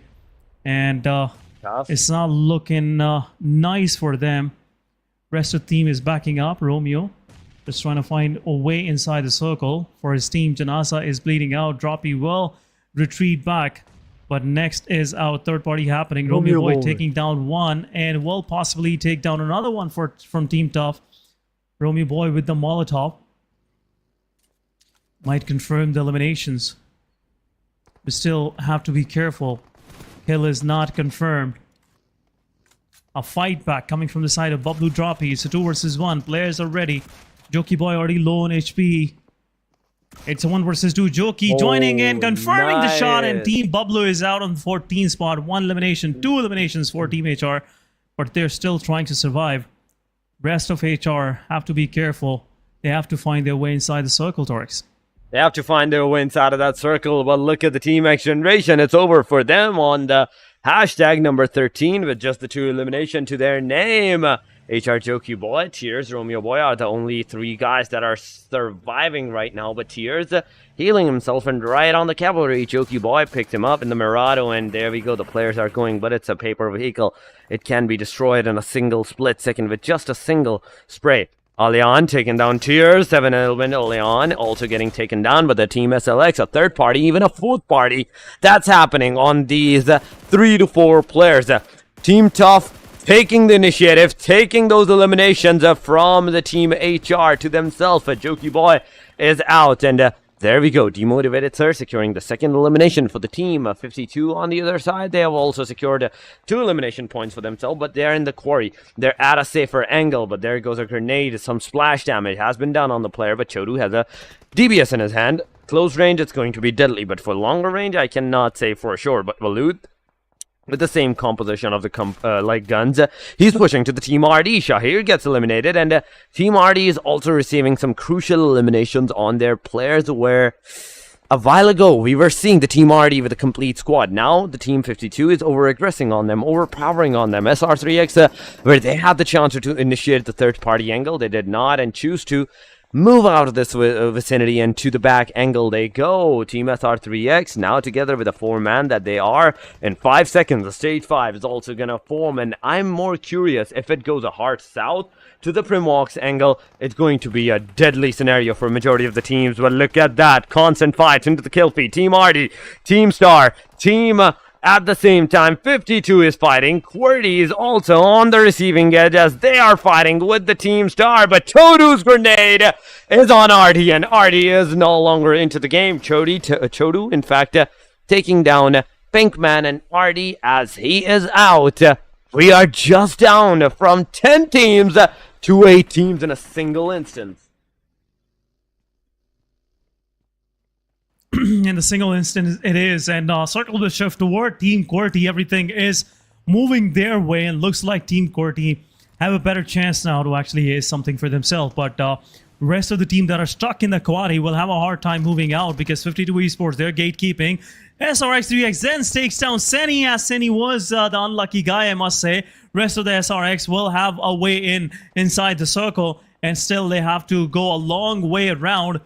Gotta be, careful with R3G as well. They are on the edges, but still, Team Tough on the backlines will try to pave something for themselves, pave their way inside the circle.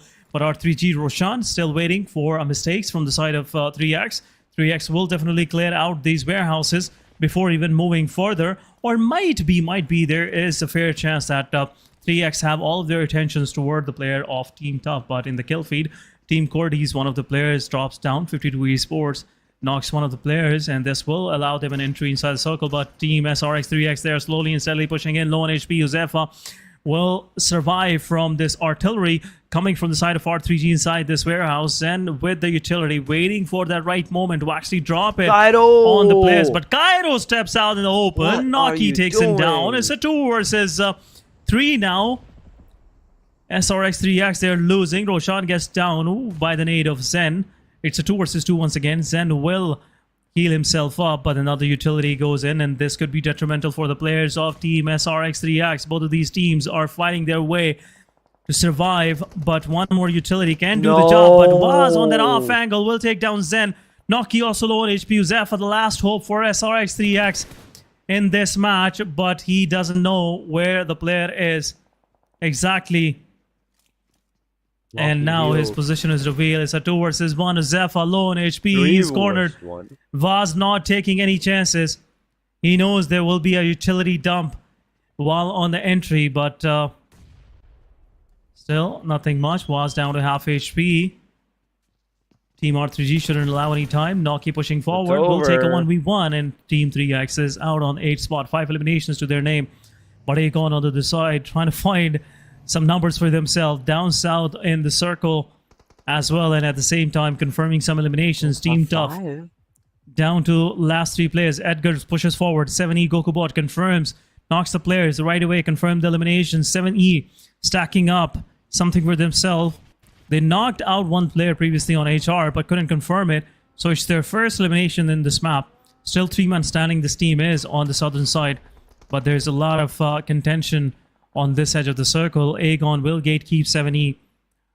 Rest of the Tough will move out. This is their chance to actually move their way inside the circle, but 3X R3G or Oxy might find a way to actually give some damage, give some chip damage to the players of Team Tough, but M7 takes down R3G's boss. Rest of the team, Aegon, trying to move toward the shorelines of Ferry Pair and Primosk. Aegon excited, still 4-man standing, 5 eliminations to their name in the kill feed. R3G Noki confirms 52 Esports Shotu. 52 down to 3-man standing. I8 Blade trying to gather some intel for his team. Now 7E decides to move out, and this will be interesting. Divine baiting out I8 Blade with his buggy, but I'm pretty sure Aegon Excited is ready to take the fight. But Divine with the buggy will take 1. But good cover fire coming from the side of Aegon Excited. Fallout right away confirmed the player.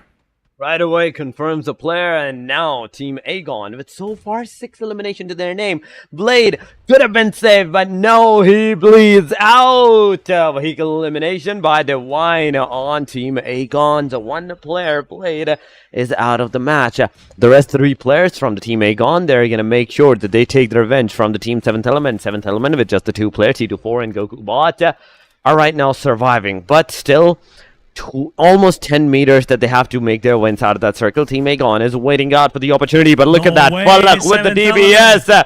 He takes a Goku Bot down from his vehicle. Now he knows the final player is in the front lines. The grenade goes to the players, but no connectivity whatsoever. T24 OP spotted, and it's over for the player. Falak securing 5 eliminations out of the 8 that Team Aegon has for themselves, securing the top 5 so far position for themselves, and it's only going to go uphill from this point onward, because R3G, they're just a solo player. There's Team Tough with just a duo. There was more teams as a 52 Esports with also a trio. Tough with a trio as well. So a lot of options for Team Aegon to also pick up, but on the northern angle, there's Team QWERTY that is in another fight against the Team 52 and the Team R3G at that time, because there was a molly, and Voltrix right on that with a daredevil move. He vogued into that molly with his car. But 52, Salman in the clothesline of the Team QWERTY. Now we have to see if the players are going to be able to spot the Team QWERTY, or is it going to be a longer range fight. But Tarzan, I'd say, in fact, in the back line, just look at his position. He can not only take down the initiative on the 52 Esports, but also as soon as he's going to take the knockout, he is going to make sure that it is a confirmation. He will do so. Team Tough, 2 of their surviving players still trying to make something of this match for themselves, but 52 Esports slowly and steadily closing in. Team QWERTY, 1 of their players was knocked out outside the circle and still knocked out. Then went for the revive, but circle will totally shift in the favor of Aegon XI8. 52 Esports player will step out in the open. Will get traded out right away. Freestyler with the confirmation, but Hassan position is kind of, I would say, risky for the players of QWERTY. Walud will get confirmed. Khan will confirm the elimination. Single point matters a lot, I must say, in the qualification for any team, so not going to risk it. But Uzum can spot out Freestyler from the back lines across the road. And Team QWERTY have to be careful. Reviews will get revived. But now another player down. Beautiful. Reviews will get traded out from Hassan. Hassan's position, as I was saying, was very crucial. And a vehicle was coming his way, but he will stand up. And Voltrix will confirm a nice work from Freestyler. And once again, QWERTY will reset to 4-man standing. 6 elimination. This could be an interesting end to this match. R3G, and meanwhile, gets eliminated as well on the 4th spot. 5 eliminations. Team Tough still standing with 2 of their players, and now they have a slight edge of the circle as well, but will take a fight against Team QWERTY. 4 versus 3 it is. Aegon Exide have the map control. They have closed in on the players of Team Tough and Team QWERTY, Falak and IQ. The dynamic duo is across the road, pretty close to these surviving teams, but Uzum is on that off angle. That will be that upsetting factor that can upset anyone, and there you go. First upset coming the way of Team QWERTY. Voltrix is down. Tarzan gets spotted out as well. Falak will confirm this one. This could be a second chicken dinner for Team Agon XI, but right now, seeing QWERTY in the equation, it makes it obvious that chances are pretty fair and square on both sides. I'm still counting on the players of QWERTY because rarely it happens that you get a chance to be this close to a chicken dinner and you lose it out. M7's position is revealed. Some utility will follow up, and this could be a possible confirmation. He will step up, will try to take down Khan, will confirm the elimination, and also it's over. HP, and it's over. And Falak will confirm this elimination. Uzum takes down Voltrix. It's a 2 versus 3 now. Team Agon XI slowly and steadily moving in. They are going against the freestyle and reviews. This have to be a miraculous performance coming from these guys. 2 versus 3 it is. Utility will follow up. Smokes won't be able to save them, but IQ takes down one. Will go for the second one. Confirmation. GG's. The second winner chicken dinner for Team Agon XI8. Amazing. Just amazing from the Team Agon side. 13 elimination. Even in the third match that they have secured the winner chicken dinner. The second winner chicken dinner in a third day. Second day, in fact, for themselves, 23 points, and now once again they're unbeatable on the hashtag number 1, 2263 damage. A good securation of the points. And now I don't think so that in even the 2 matches that they can come. But guys, now we'll have to go on a short break. We will see you after the short while.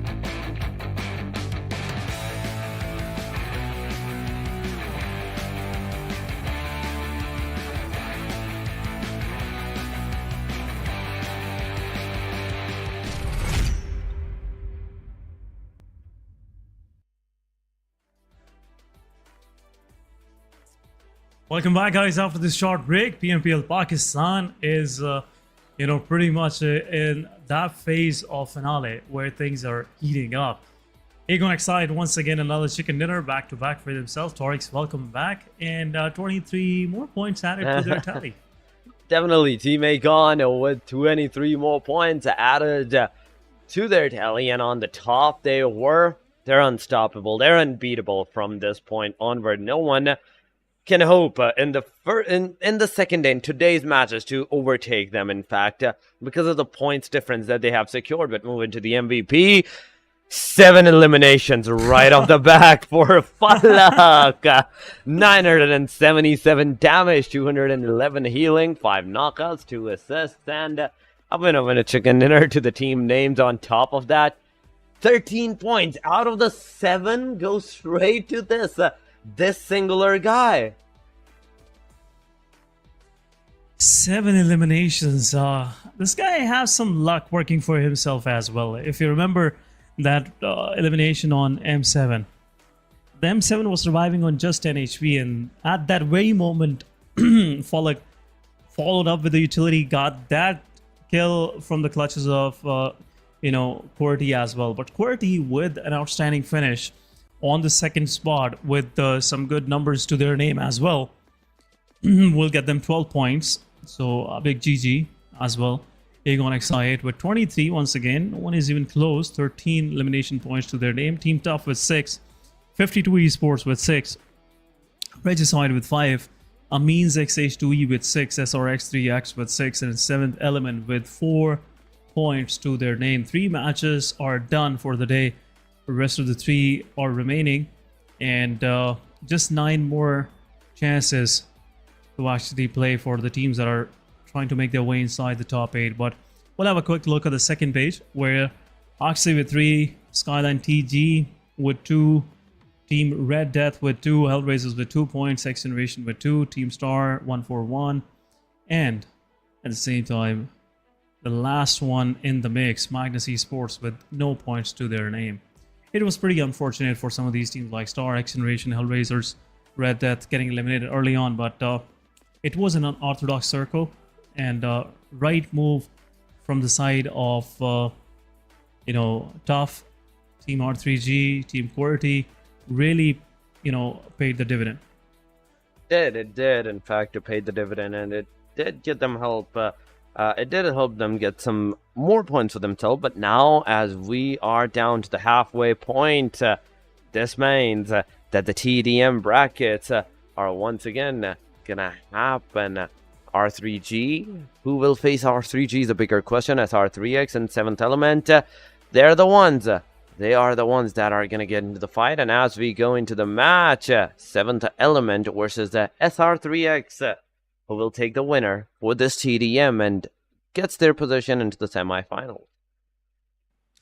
Will get their position in the semifinals, the second semifinal. First one is already decided, but 7E going against SRX3X. 3X been a force to reckon with in the previous TDM. Early 2 points for 7th Element, all thanks to GokuBot with some utility and quick fire. But at the same time, GokuBot will confirm the third one. 3 eliminations, a quick rampage coming from the side of Team SRX3X players, but 7E, Solonian steady closing in. Naish trying to fight back, but 7E will confirm the elimination. Knight trying to keep things in check, trying to keep things close in the numbers, but once again, the guy was getting ready for the utility, but also low on HP, will get confirmed. Naish on the off angle will picked up by the player GokuBot with the quick 4 elimination to his name. Divine is there. Some surprise being served to the players of Team 3X from the side of GokuBot, back and forth. And another confirmation, Team 70's GokuBot is on a rampage Torx. And looks like 7th Element is not stopping anytime soon. 13-5 it is. 70 just using every piece of utility available, even the flashes. But SRX3X, they're trying to find something to hold on to and just start their aggression on the players of 7E. But 7E is pretty forward. Ashad gets taken down. Miracle confirming the elimination with the a utility, but 7th Element is not stopping. 15-6 it is, Torx. 15-6, a huge margin right off the very bat that the team 7th Element has secured for themselves. Now, with the momentum and the confidence that they have, they're not going to stop. Just look at the constant elimination back-to-back. Ashad takes one, but at the same time, he also gets taken down. So, a slight tad a trade-off from the player, but 7th Element, once again, still has the 8 points difference against the Team SR3X, but T24OP gets taken down by Shamir Boy. But from the backside, Ashad comes and takes him down. 6 difference it is. A slight comeback from the SR3X is finally happening against the Team 7th Element, but there we go. A flash grenade has been thrown by GokuBot, but no rush, no aggression has been done after that, so it was a move to make the player scare off and run into the backside where he can take the fights. But there we go, Naish, and at the same time, T24 with the drop shot takes 2 of the players of the Team SR3X down. The difference is back on the 7 points, the 6 points. Once again, at this time, SR3X in the close by vicinity. 7th Element, they're not stopping, constantly taking the fight, constantly taking the shot against the players. And just to look at the aggression that the Team SR3X and 7th Element are showing right on these matches. 7th Element with just the complete control of the complete map and the TDM for themselves, but SR3X finally getting back up and making a comeback for themselves. The fight so far is 21-26. Things once again are looking good for the team SR3X, whereas Team 7th Element, they're not letting them still come close by to them. Still a huge points difference in the match with 23-28, 5 points difference. So whosoever gets a 30 points first may have the peer pressure on the other team, but T24 OP, he's waiting out. There we go. From the backside, Ashad comes and does the fire on the players. And Naish also gets taken down, 31-24. And the constant aggression from the 7th Element is what's making them so deadly at this time. SR3X, as soon as they get out of their respawn areas, they are already back into the respawn, and off they go. Once again, Knight gets taken down, and the fight goes to a 32-27 SL. They're not giving any opportunity to the players of SRX3X to even close in. 29-32 it is, but some comeback is expected from the side of 3X. 3X is fighting back. Players of 7E are isolated, but still Divine and T24 OP confirming some eliminations from pretty far away. 34-30, still a good lead to the name of 7th Element, but Ashad moving forward. SRX Miracle will shut him down. 31-34 it is. Once again, 7E coming back with some good numbers, keeping that lead high up to the 4 points. 31-35, a close call. This could be moving anyways around. 7th Element could grab this for themselves, or might be SRX3X will take this home. But 31-35, it is pretty much a nerve-wracking situation for SRX3X. But Shamir Boy will be, Gokubot will shut him down. Knight in the close fray. SRX are trying to fight back. 34-37 it is. The lead is skimmed down to 3 points, but still 7th Element have upper edge, Torix. They do have the upper edge right now, and with the only 3 points difference for their winner and their ticket to the semifinal, they have done it. 39-35, and it's an easy win for the Team 7th Element at this time. Team SR3X, they're not pushing, they're not coming, and there we have it. T24 doing the final hit on the player, and 7th Element going to the semifinals. It is that they are going, but we also have an announcement to make, and that is the Team Aegon has forfeit from their semifinal match, and AS will straight go to the finals. But R3G and 7th Element, who will take their way to the final, is the bigger question now. And these are the small things. These are the small bonus points that the teams are getting for themselves, and a sum of a good prize pool, bonus prize pool for themselves.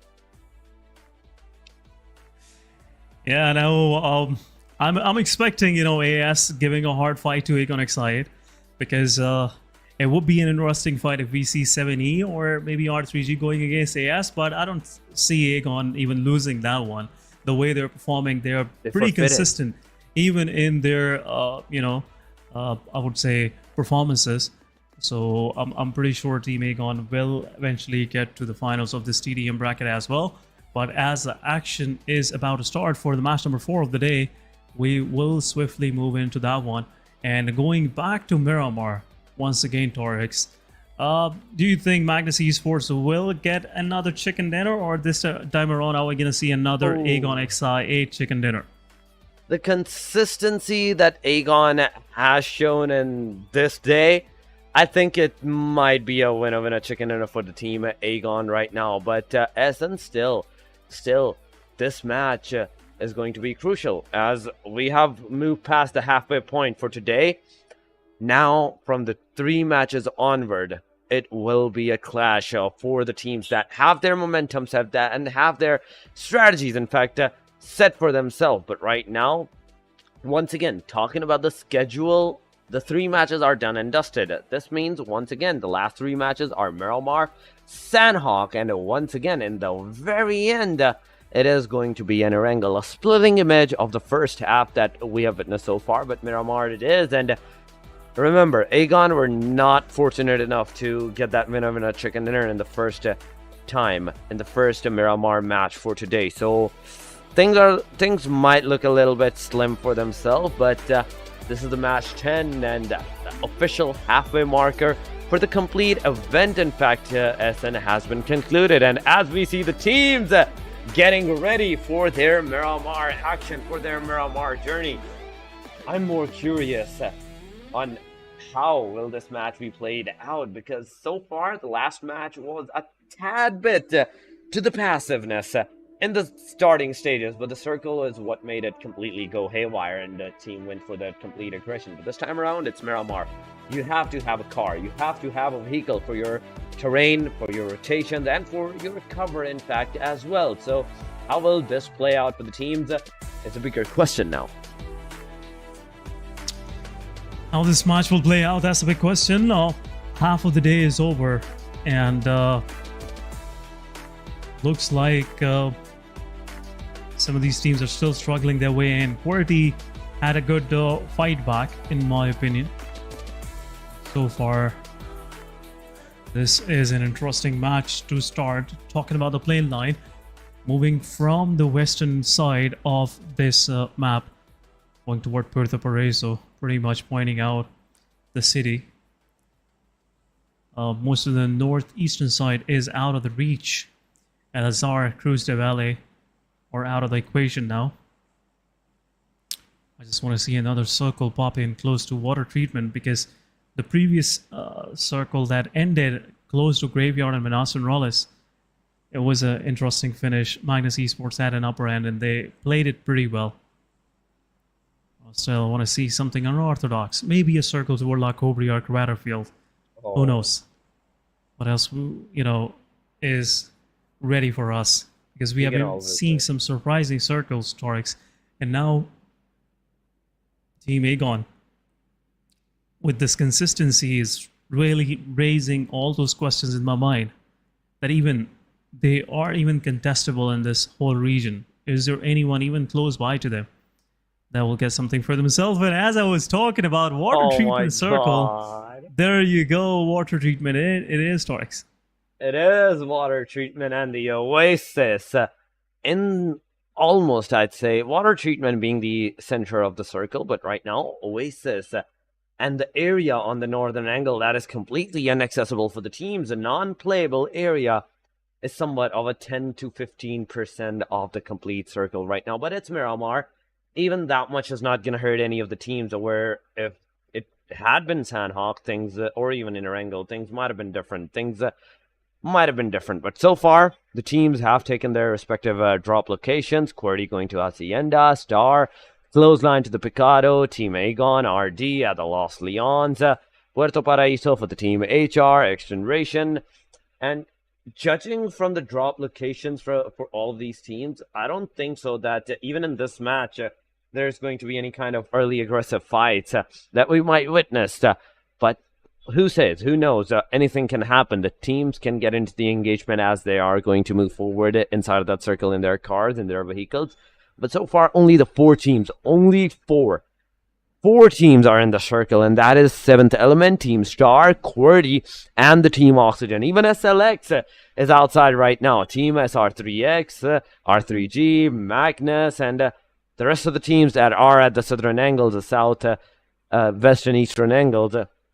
They now have to complete their loot scenarios and then find the vehicles respectively to get inside of those circles. But RD, Aegon are the 2 teams that might take these early aggressive stance. But Pinkman is super far away, Blade on the other corner, so things are looking slim for that as well. And another Miramar with another slow-paced start. It is Essen. A slow-paced start, but I'm pretty hopeful. Things will turn around pretty quick. The circle is quite unorthodox. Teams moving from south side will cut off each other, somewhere in the rotations, and there will be some interesting fights on the go. As I like most of the fights on the go, because it's mostly, teams in the open. It's a race-to-race fight, and that's the beauty of Miramar. I'd love to witness some of these, but Aegon Exide being extra careful, still being on top, and they are careful. They are not, giving any footing They want a higher margin. to these teams out there. Yes, absolutely agree. And that's the reason why no one is finding anything in the matches that can actually give them a grasp somewhere close to the first spot. Aegon kind of running away with the first spot, and if they cross like 200 points, it's over. The rest of the teams will be fighting for second spot and then onward. But right now, a quick rotation coming from the side of 141 as well. Trying to find some vehicles early on.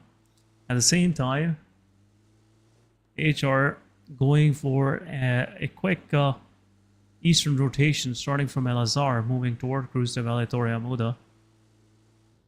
Oxy also repositioning themselves into the water treatment, leaving Hacienda del Patron. But talking about the previous match, Torix, what was that match? You know, SLX, TG, even though they had the best chances of surviving in that circle, Primorsk, and it ended up right next to Primorsk, somewhere in between Primorsk and Ferry Pier. But still, you know, just giving 2 early eliminations to the players of Aegon XI8. You know, they never complained about that, but SLX really took down the chances of themselves surviving in that particular match. But still, QWERTY also, in my opinion, did a good job surviving for that long. Truly, but talking about the SLXTG once again, the 2 players that did like overextended to the mountain ranges of the Primorsk, that was the moment the team SLXTG, it was the mistake that the team SLXTG completely broke their rotations and their formations. But SRX3X, they were one of those teams as well that were moving Essen from, I think, those top positions. Yeah, the quarry areas that they were moving from that.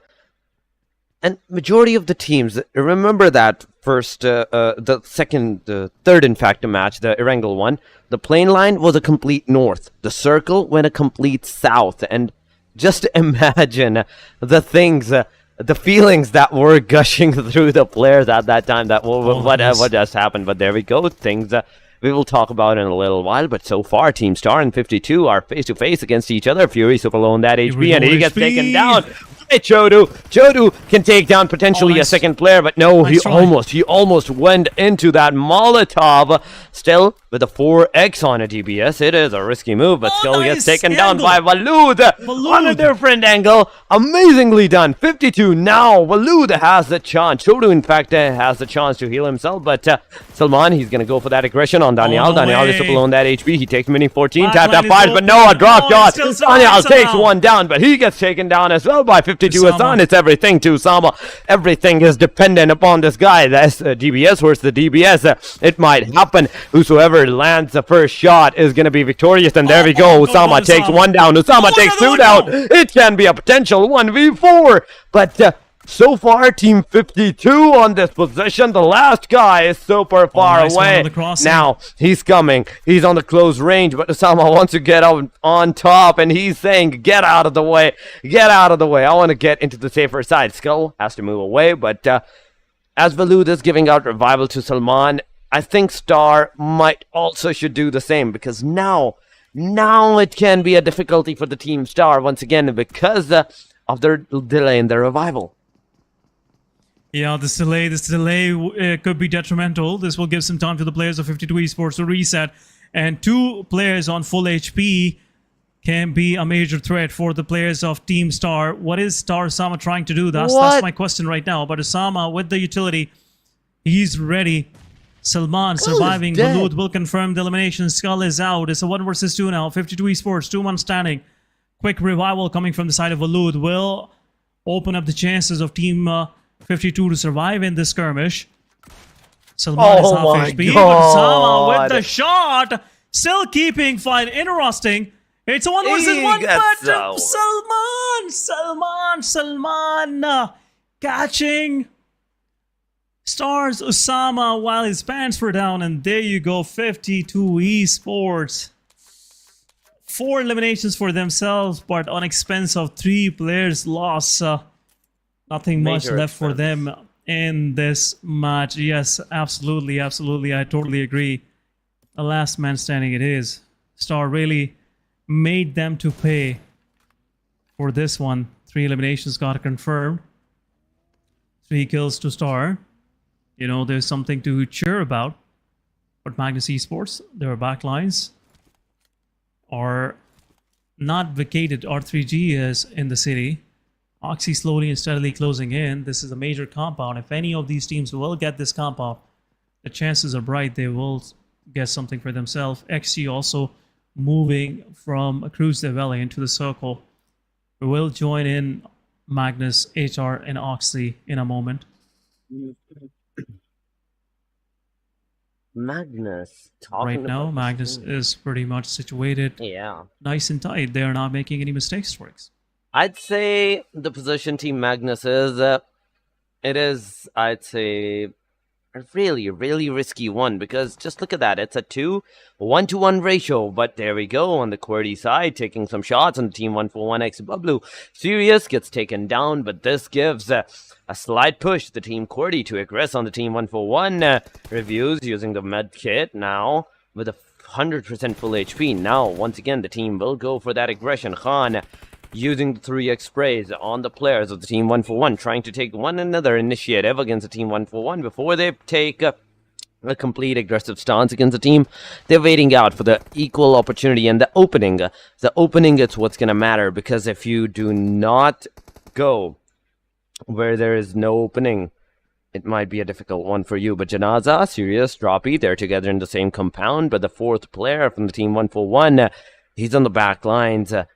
He's on a different angle, but Team QWERTY and their formation, it is a good one, that they're sticking together. And in the complete squad is the power. I'd say the cover that the team can provide in the closest range. It's a deadly one for the other teams, but on the other side, in the kill feed, there's Team Aegon securing some more eliminations. And even in this match against Team Amines right now, 1 player from the Team Amines is down, and Ragnar will get the confirmation from Falak's side.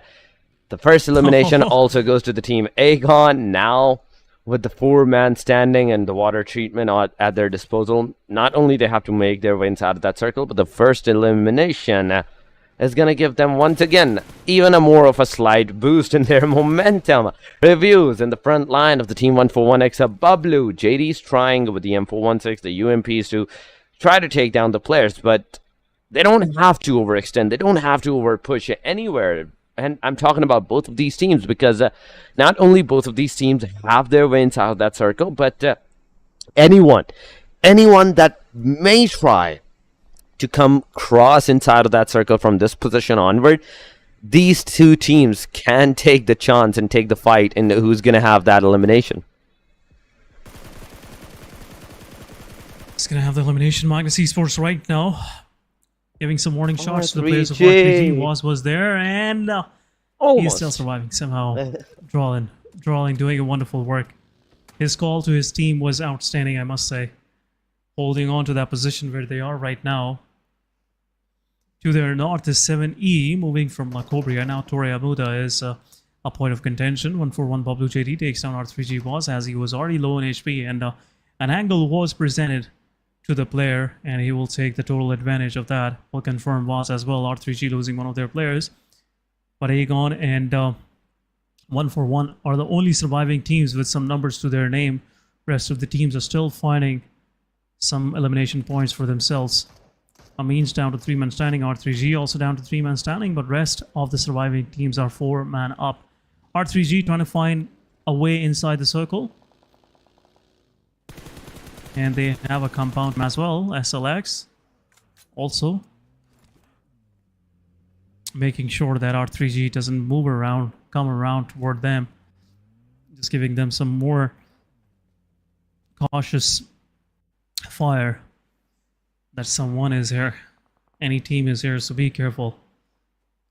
Don't plan to move here, but SLX, now they have to move into the circle. AMZ losing players once again. Reviews low on HP, is dodging everything, but will taken down by Uzum. It is.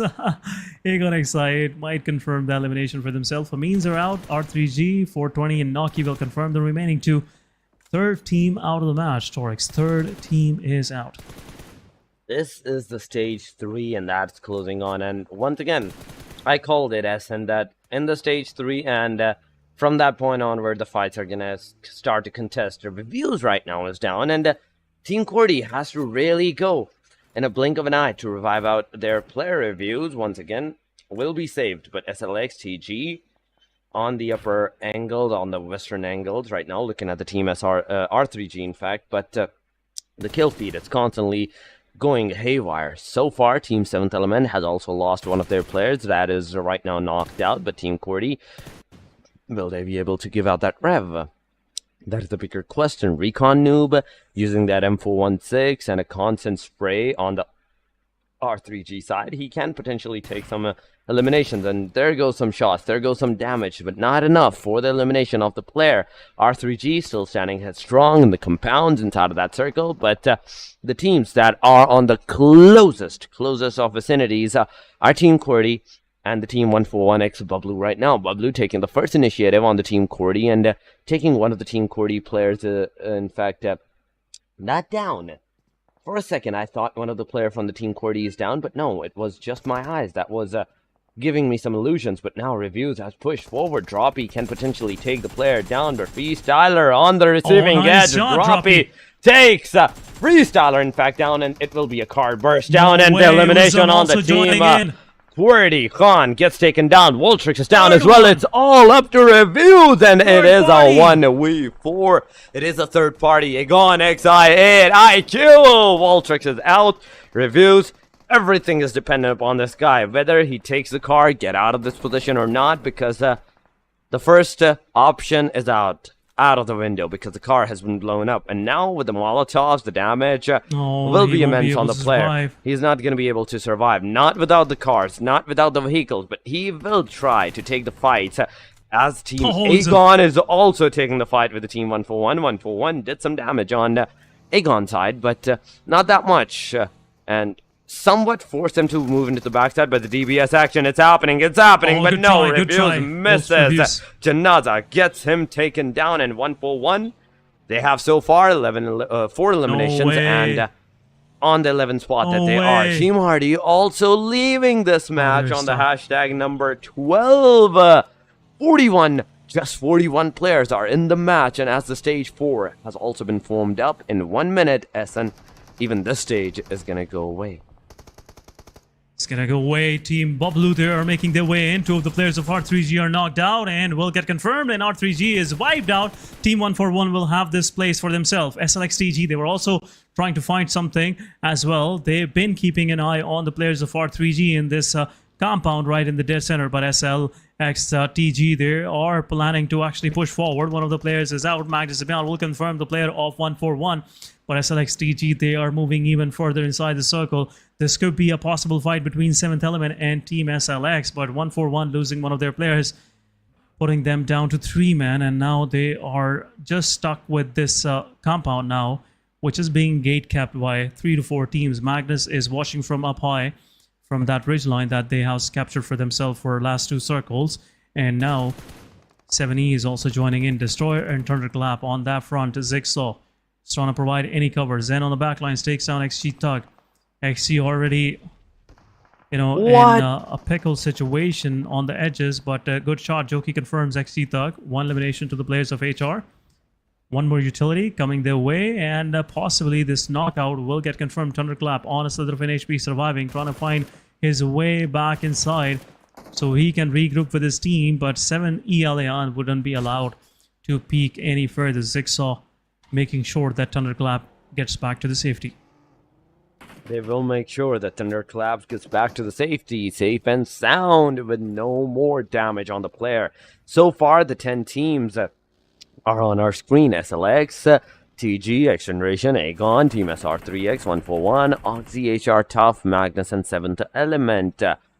But still, a good start to those teams like 52, Team Star, and R3G that still managed to secure some points, some eliminations point for themselves. But from this point onward, it's going to be chaos because the circle already has gone towards the work. hard eastern angle. The fights are happening. Tough Tarzan is down on his knees. Uzum trying to confirm the elimination, but no, and no luck. The player is back on the ridge, and now the revival will be on the player. But Magnus Esports is also looking at the team 141X of Bublu.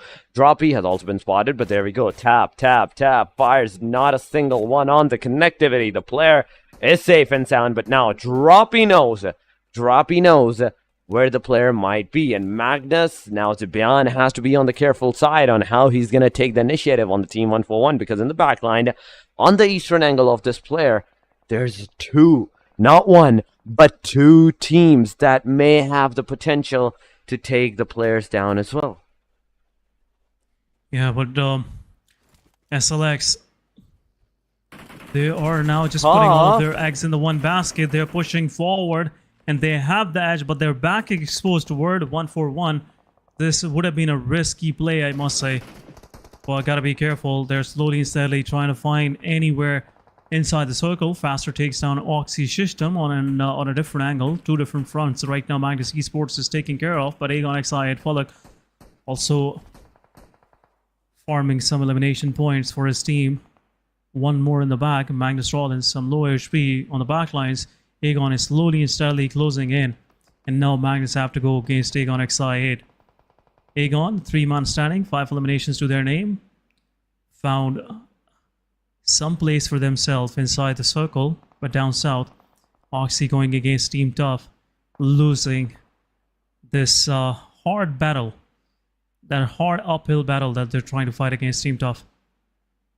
But Team Tough, also one of their players is knocked out. Aegon XI8 actively contributing, actively participating in that fight. But unless we'll take down Demotivate Sir, Team Tough down to 2-man standing. And the last one I would say is surviving for Team Tough, but slowly and steadily is time where Magnus Esports will get some fight back coming from an outsider. Shots being dealt faster. Jump shot takes down I8 Fullock. Zibian also gets knocked out with Fullock's nade that he threw before he gets knocked out. But SLX, as I was saying, their back is open toward 141. We'll get one of their players confirmed. Magnus faster. Don't want to allow anything but faster with another nade. It's a 2 versus 1. Fullock once again back with his full HP. Could be element of surprise for Drawlin. Slowly and steadily moving in. One down. Fullock will take down Drawlin. It's a 3 versus 2 now. Uzum still needs a revive. But Blade is in the close by. Blade might get knocked out. The smoke is playing a crucial role in survival of Blade. But one more nade from Fullock. What is happening? What is happening? Fullock is buying enough time. 3 of them down. It's a 1 versus 3 now. This was pretty quick. Zibian is the last one standing with an AKM. One more Molotov, pushing back Zibian even further, and this will allow some time to the player of Team Aegon to get revived. But Zibian, he was trying to escape. He's trying to escape. A third party happening from the side of Foxy Endless. Once again, the players are knocked out, but still Aegon have a fair chance of winning this one. Magnus Esports is left with nothing, Torix. They are left with only one player. Just a single player, and that is Zibian. SLX in the back line with 2-man standing. Zixo and Recon Noob, they can initiate this fight. If they have heard the shots, if they have heard the fires, they can initiate from this point onward. But Oxy has a crucial role in the complete scenario right now against the team Aegon, against the team Magnus on the backside. Team 7th Element is also on the receiving edge. One player gets taken down. Alian is out. Hunter takes him down, and XGeneration. Hunter takes down almost T2-4 OP as well, but Zixaw in the clothesline. He has the potential to eliminate out the player, but there we go. T2-4 gets taken down. It's all up to the last guy. That is the Goku bot from the team 7th Element. 7th Element, Goku bot, as he's trying to move inside of that circle. He's going to be faced with not one, but 2 of the different teams. But Fullock comes down, takes Recon Noob down. Zixaw is the last guy standing, but if he shows his face to the team Aegon, it can be a potential elimination to the team SLX TG as well. But looking it down on the team XGeneration, then looking back up on the team Aegon XI8, it is a hard work that Zixaw is right now doing. Maybe get into the cover and just focus on one side. can be a good start, in fact, for you with Molotov, 7th element. right on point.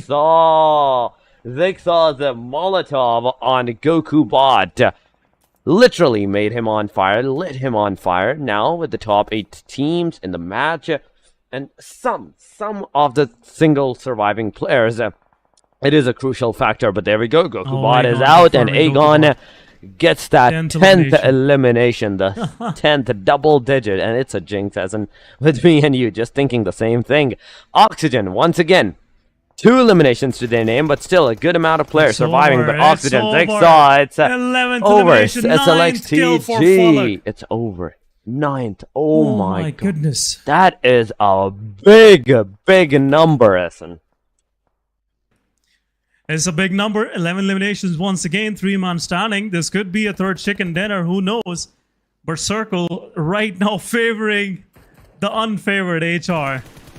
They have the Circle advantage. Magnus Esports, last one standing it was, gets confirmed. And it's an into Magnus on 6th spot. Top 5 teams now in the mix. XGeneration 3-man standing. HR, they're the only one 4-man standing, but they have no elimination points to their name.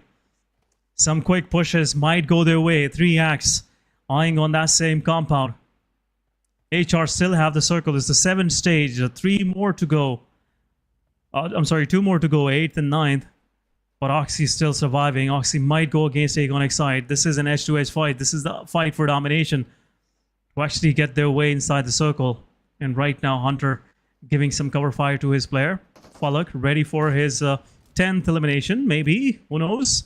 But Oxy in close fray. Aegon Excite keeping their focus toward winning the match. Slowly and steadily making their way inside the Circle. XGeneration have a good angle. They can make things difficult, but next we'll pick Uzum. Aegon Excite might lose one of their player, but this is a quick knockout. But look at Fallock. He wants to confirm another elimination and will possibly do so. Hunter is low on HP. There is some third party happening as well, but Hunter is down to half HP. This could be interesting. 12 eliminations scored for Team Aegon Excite. HR still in the mix. Uzum gets revived back. Aegon Excite 3-man standing. 12 elimination. It's Blade and Fallock doing some hard, dirty work, and Aegon have a 13 eliminations, 10 only to Fallock. What is this guy even doing? Is this even PMPL? This guy is making this look even a T1 tournament, I must say. But Shamir boy takes down Hunter as he was trying to move in. Aegon Blade will confirm this elimination. What is going on? Every kill is going their way. 14th elimination. And this could possibly move toward a 20 kills chicken dinner once again. But Shamir is on the rampage. SRX 3X gets one of their players knocked out. Oxy versus SRX it is. HR might like to third party this one, but the Ridgeline is giving cover to the players of SRX. Aegon is pretty close. Anyone surviving from that fight will eventually face off. Oxy is out. Top 4 teams. SRX. Zen is still knocked out. Shamir needs to revive his player. But what is Zen even thinking? Why he is going into the blue zone? He will bleed out, and for sure he will bleed out. And gets confirmed. Zen is out. It's a 2 versus 3 versus 2 versus 4 situation where HR have the man advantage, but they have nothing up their sleeves. Only 1 kill for them, and now they are on the edge of the circle. They're on edge of the circle, but Aegon having topped the mountain near the team SR3X. If they do win this fight, it might be a potential winner chicken dinner for themselves. But Uzum, with no more grenades to the player's name, he just have some smokes. He just have some virtual covers that he can deploy. But Huzefa, does this guy have some grenades? That is a bigger question. Fallock is out of the grenades as well, but now with the gunfires, he's trying to take down Team XGeneration. One player Romeo Boy takes down Shamir. Almost takes down.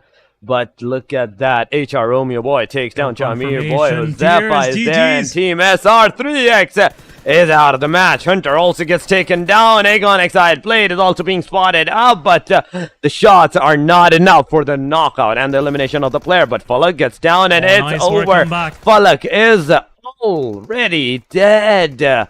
As soon as he came down, came back with a new strategy. Takes down 1. Blade is outside of the circle. He is going to get the elimination to the play zone. Uzum is the last guy right now standing, and the circle is also closing in 10 seconds. Uzum could have gone back, but no. The potential that Aegon had for the winner chicken dinner is it's no longer there. Uzum so Still, far they did a hasn't even wonderful job. secured. They haven't even secured a single elimination to Uzum's name. But still, yes, I do agree. As in the way Team Aegon has secured a beautiful aggression in this match. They have stole the show, but there we go. Next gets that elimination on Team Aegon. Aegon going to the lobby on the hashtag number 3 and come back, gets eliminated. XGeneration is down on the hashtag number 2. HR with that winner chicken dinner to their name. The 4th match goes to the Team HR. 4th match goes to Team HR. Winner chicken dinner. Let's see where it's going to place them. It will definitely place them onto the 8th spot. 15 points to their name. Somewhat a slight recovery, I must say, for HR. They didn't have much to do. They had to just hold on to their position. Hashtag 8 it is. And another match coming to its end. Now, we are left with only 2 matches. Sanhok and it's Erangel, the last one. HR with some recovery. Trying to make their way inside the top 8. But anyhow, guys, we'll go on a short break. We'll be right back.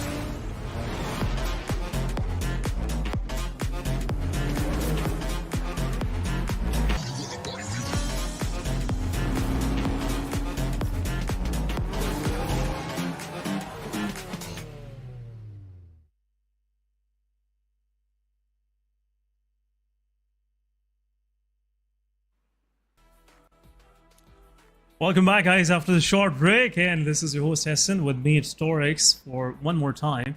Unfortunately, that's I have to bear with it. But anyhow, guys, I really appreciate Torix for bearing with me for this long. Torix, welcome back after the break. Easy chicken dinner, I must say, for HR. Definitely. But what a match from Aegon XI. 15 eliminations, 3rd spot finish, and yes, and 20 points. 20 points for Aegon XI. 20 points. 20 points to the name of Aegon XI8. And just add up onto that, let's go to the MVP straight away with the 11 eliminations to Falak. Aegon XI8 is doing a wonderful job right now. 1715 damage, 452 healing, 8 knockouts, 2 assists, and almost a survival timer where they almost had the winner chickener in their clutches, but dependent. If they had survived, it could have been a winner chickener if the jump had not been done by the full extent hand. But nonetheless, on our top players, we are seeing SR3 Shamir, 5 eliminations. Just look at the difference from the top to the second. Almost 6 elimination difference. 567 damage. Then Blade is there with 4 eliminations, 458.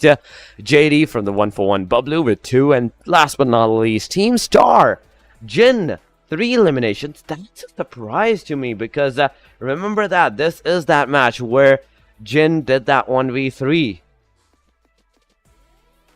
Yeah, he was a surviving player for Team Star in the final fight. That split didn't work out for them. Yeah. Unfortunate, I guess, Star was, but 3 eliminations, yeah, sure, something to cheer about. But talking about the match ranking, we have Aegon XI still on top. Even though HR got the chicken dinner, 20 points to them, 15 eliminations, 5 placement points. I don't think so they need much of the placement points. Anyhow. But this could have been a potential 29-point match if Aegon would have 3 of their players surviving it.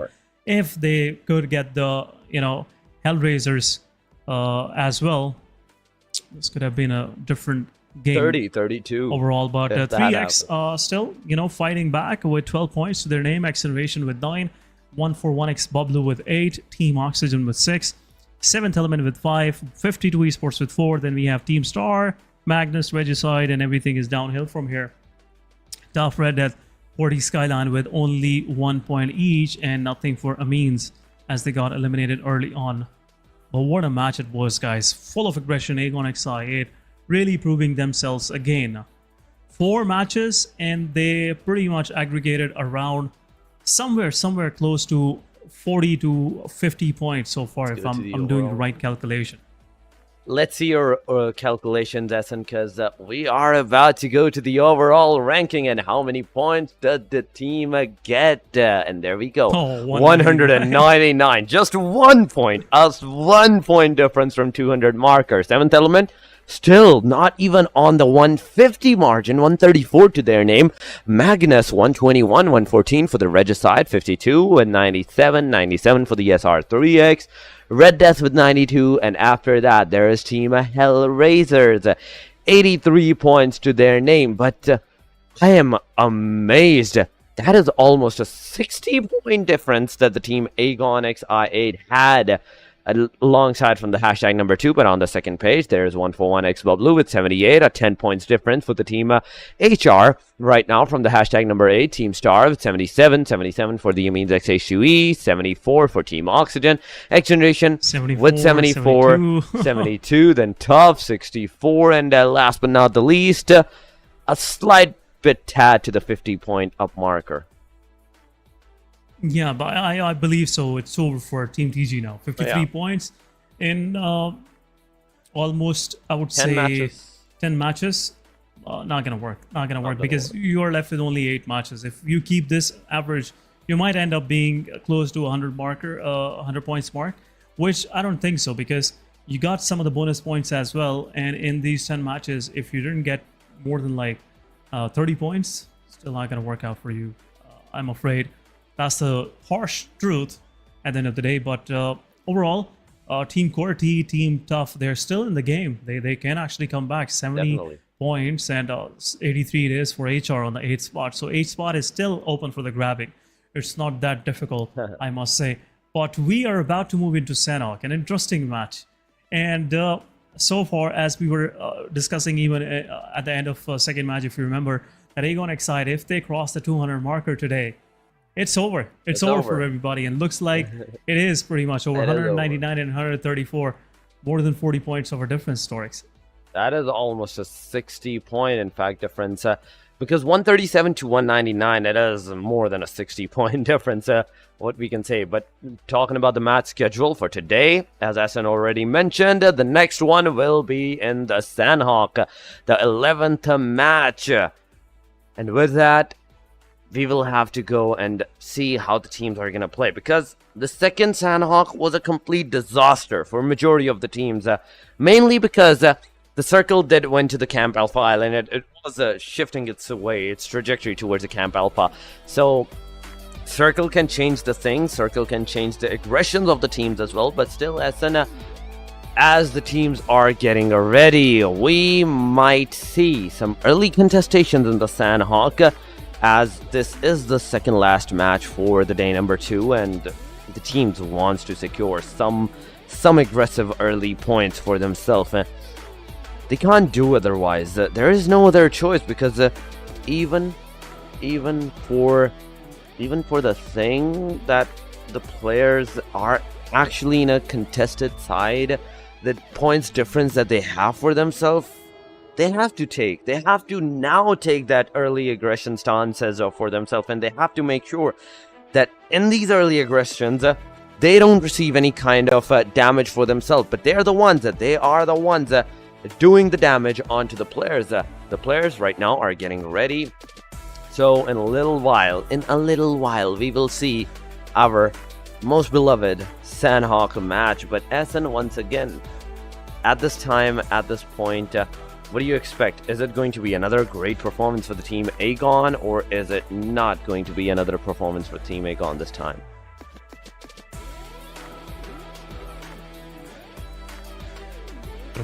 Yeah, once again, Definitely, talking but about guys, this particular the match, Sanhok is here. look at Starting this. from the Yes, Kambang, a absolutely. southern side angle of the plane line. It is going to the Lakavi side.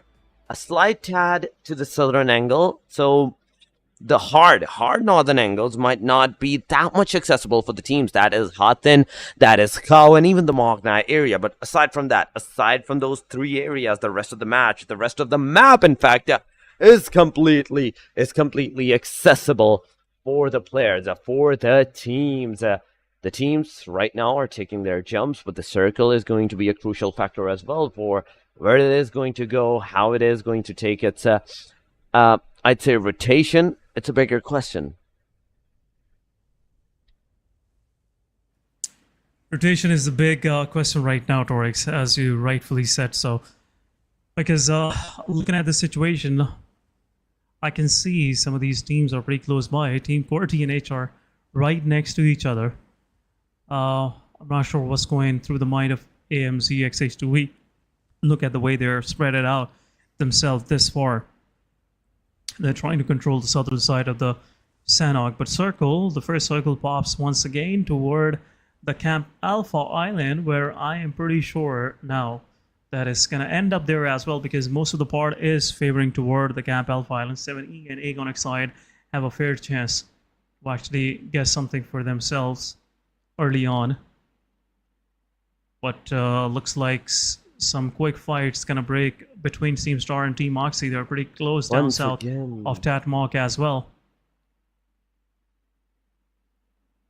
But the circle shift, and once again, it is Camp Alpha once again, and as the teams are gonna try once again to get into the circle, they will get into the fight. But so far, no early aggression. So far, no early contestations. Even for Team Agon, Falak's locations, he might get engaged with the Team Star. Skull is there, so there's a sliver of possibility that the fights may engage at the early stages. Team Agon may either take some early initiative on the Team Star, or it's going to be Team Star taking some crucial shots on the Team Agon, which in fact is not going to affect them that much, but still some good points can be secured by the Team Star and the Team Agon. But in the backside, there's Team Magnus that is slowly and steadily forming towards the Team Star angle. Zabyan is there in his car. There might be some potential early stages fight, some early stages engagement. Fury is there, but the fights are not happening. I'm not seeing any kind of heat marker, so it might be just the rotations the players are doing, and they're just moving from that particular position from this point onward. Quick rotation is the solution for every team down south right now, even for Team QWERTY, because the kind of spread out they have, it's slightly risky. Khan might get picked off by the players of 52 Esports. There is a hanging sword above him, so gotta be careful. Art to the side, they will have a swift moves into the circle. No big deal, but SRX3X Knight takes down XC Thug. Both of these teams again fighting for that boot camp vicinity, but Star got someone unexpectedly. Fury gotta change his position. Khan will take down Chodu, but Fury takes one down. Well, try to go for the confirmation. Another one down for Team Magnus Esports. There's been good cover provided. The utility can actually do the magic here, but Zibian with the shots. Be careful. Where's the rest of the Star? Star is here. It's 2 versus 2 right away. Faster taking down Osama. Daniel is on the back line. Daniel drops down. And now has been taken down as well. Team Magnus fighting back. Nice. And Team Star is down to last man standing. Skull, where is he? Magnus will res all of his players. Skull have to play a blue. There is no chances of the knocked out player surviving. Daniel could have just stopped uphill and take fight from there behind any boulder. Star, Fury knocked out. Zabian will try to go for the confirmation. The kill fate, 52 Chotu gets revived back and will knock out Khan as well. 52 Esports and QWERTY going head to head, and Khan will get confirmed. Look at the confirmations that's constantly happening. Chodu taking down Voltrix as well. So back-to-back completion, the players' annihilations is happening. But Josefa right now near the team 141X above blue side as well. He's here with the S12K and M416, but there we go. One shot from the S12K takes one down. The second potential one can also be taken down, but for that he has to reload that S12K, which he is doing right now. Jump shots are the keys. Jump shots are the keys right now, and there we go. Jump shot 1, there we go. It's jump shot 2, and he gets the player taken down, and there we go.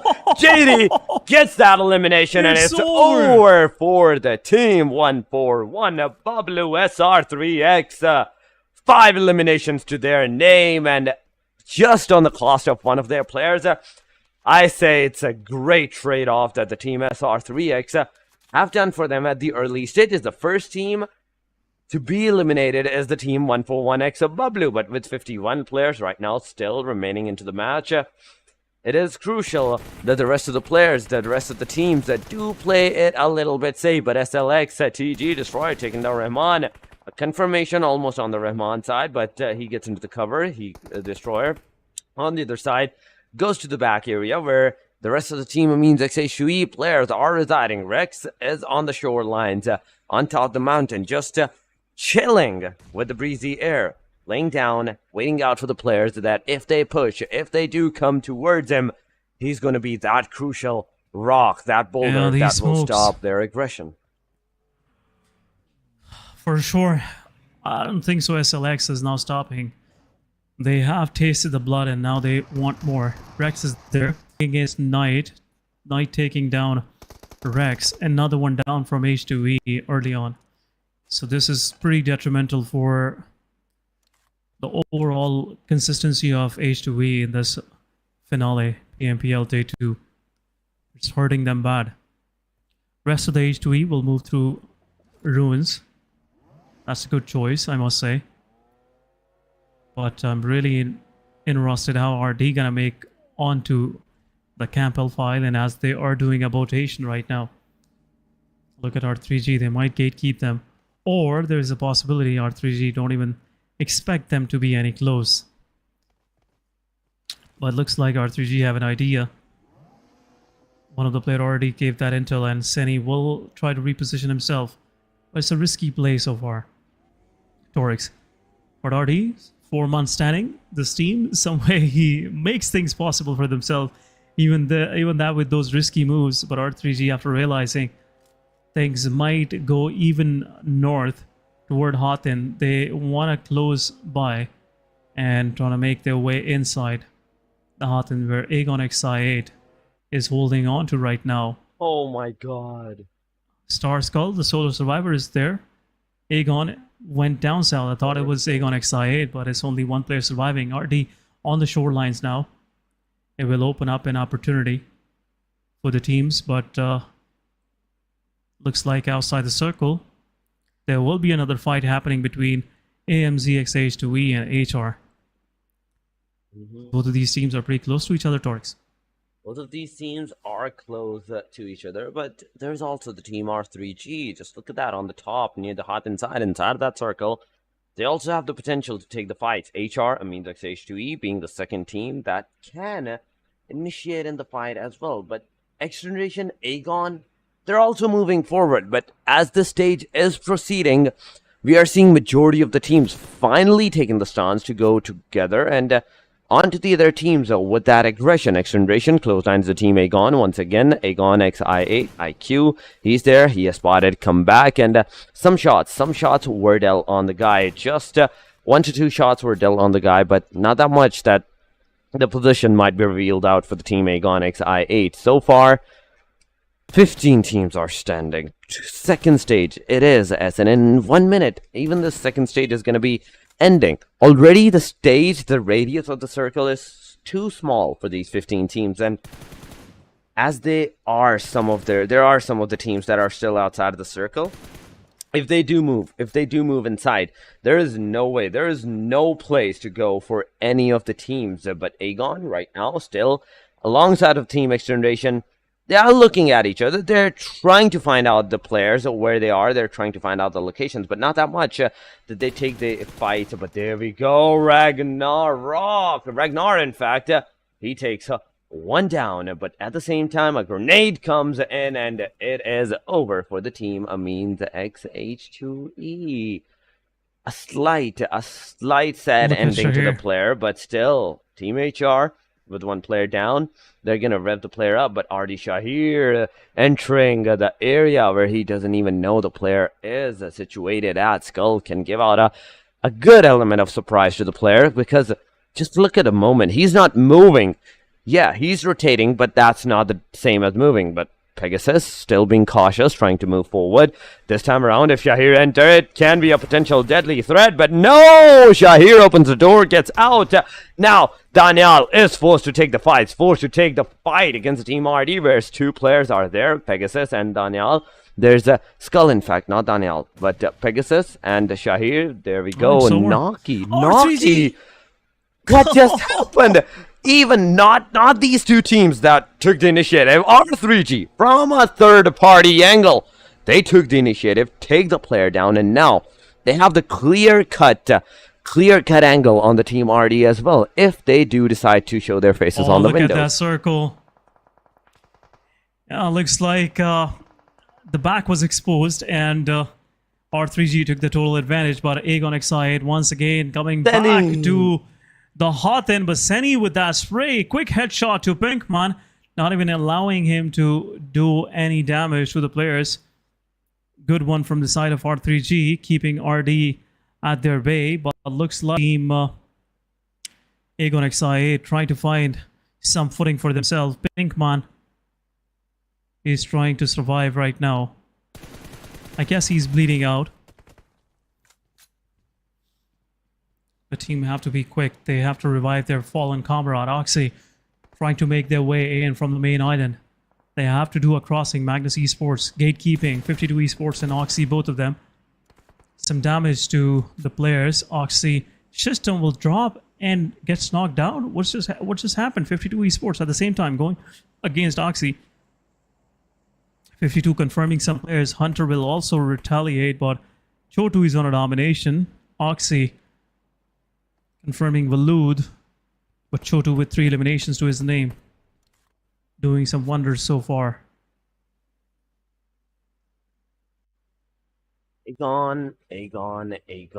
The position that they are in at the hot end angle. There's at least 3 teams looking out for them, but talking about Team 52 Esports, Hassan and Chotu are the only 2 hope for the team. Chotu with the buggy, he's moving, but at the same angle, he also finds Team Oxygen. He can potentially take down some players before they take the fight, but there we go. Look at that. Hunter gets taken down. It's a confirmation on Hunter. Now Chotu will once again move to the circle after taking the 1 elimination, getting the 4th elimination for himself.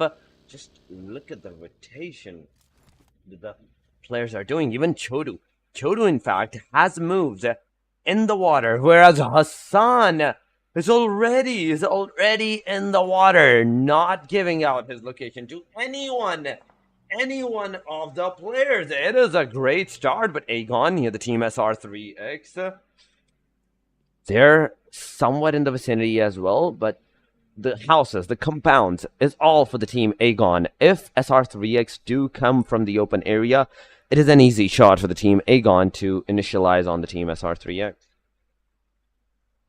SR3X, they have to do the crossing, otherwise they won't be able to survive for any long. The circle shift will decide the fate of most of these teams. Magnus slowly and steadily closing in. They are on the eastern edge of Hotten.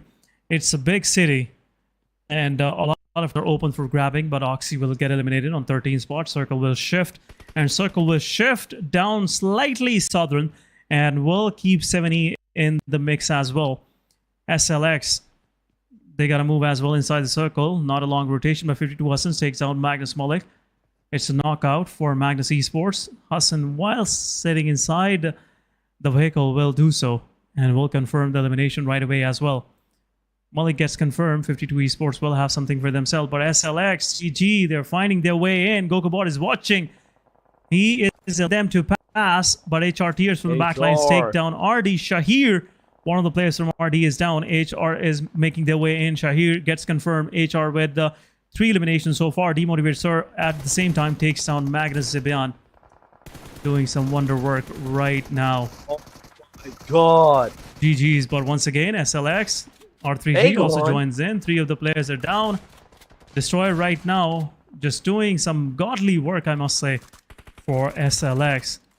Same time, Aegon Excited Blade gets knocked out on the rooftop. M7 knocks himself.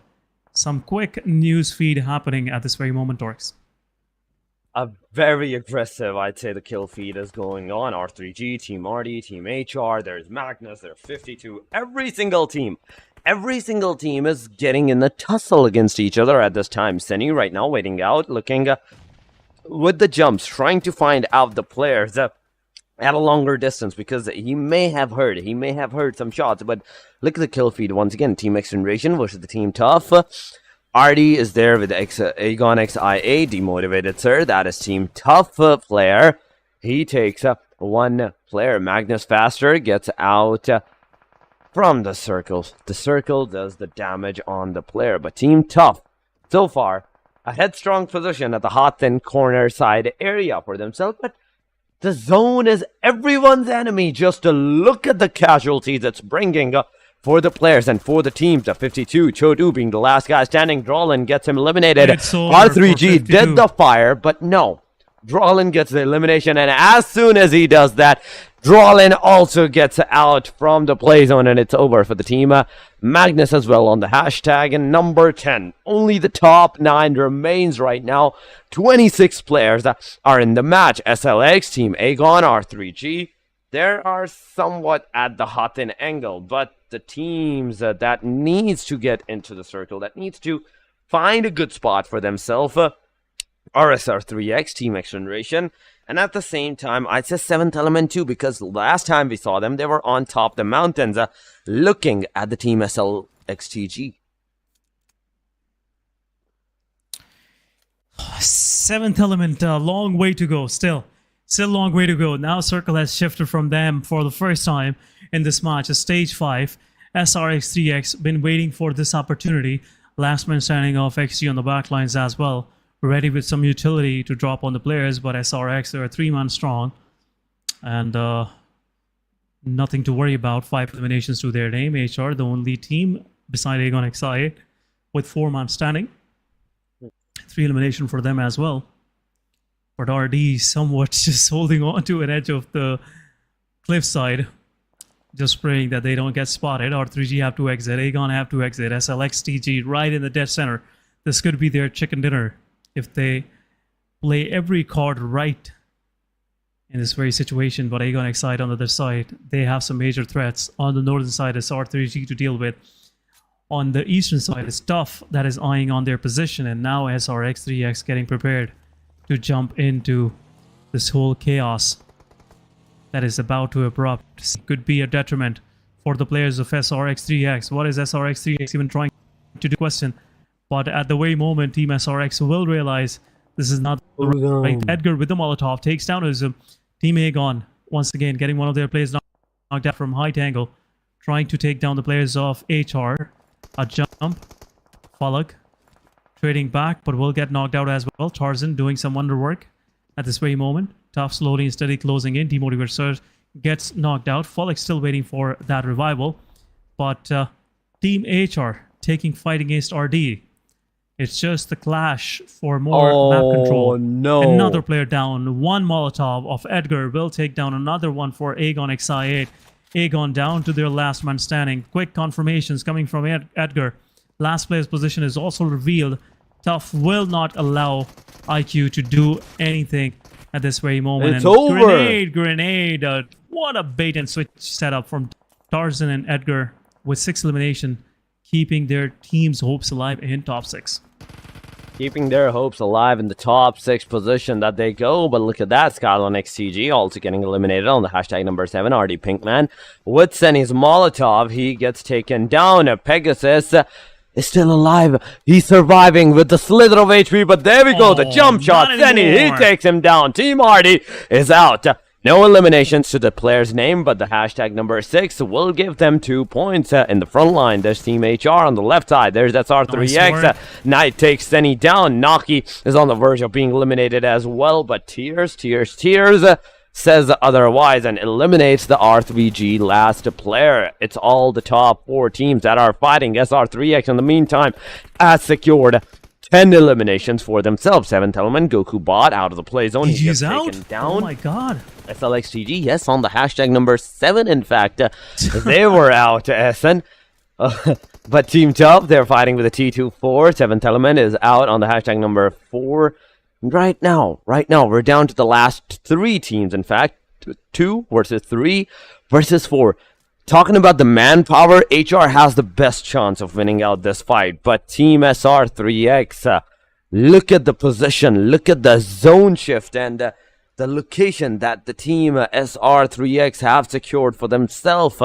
It's going to be a difficult task for the Team HR, in fact, if they want to secure these this winner in a chicken dinner. Right now, 3X, they're busy with Tough. It's over, and it's down to 3X versus HR. 3 versus 4, a fair chance for HR to actually get something for themselves. But Zone is against them right now. But SRX, 3X, they are going heads on. They know this chicken dinner is in there grabbing. HR, 4-man standing pretty spread out. Tears on the back lines. Next is on that off angle. Might get spotted out by Ozafa, but Knight on the back line. Jokey Boy can actually take down Zen with the utility. But utility is not being dumped so far. Jokey Boy might get spotted out in a moment. There you go. His position could get revealed. And SRX3X will not let HR even slide any further. HR for the second time around in top 3 positions. This is a possible chicken dinner for them. 3 versus 4 it is. Jokey Boy gets knocked out right away. Another player confirmed, but Romeo Boy not helping the player next take down Ozafa. Nice. It's a 3 versus 2 now. Romeo Boy position is revealed. HR still 3-man standing. Ozafa's kill might get confirmed. It's a 2 versus 3 now. Next, shouldn't allow anything here. This could possible one, but Romeo Boy gets knocked out. 2 versus 2 it is. Tears in the open will get knocked out as well. It's down to next. It's 1 versus 1. The player's getting revived, but he will drop down. Next it is the solo survivor. HR is not looking good for you guys. Last man standing, and Blue Zone is also pressuring. It's a 1 versus 3 to deal with. Molotov going in, and next I couldn't do anything. SRX3X getting the winner chicken dinner for themselves. GG's SRX3X. Amazing winner chicken dinner in this match, in fact, because the momentum that Team SR3X has, they have set it up for the momentum.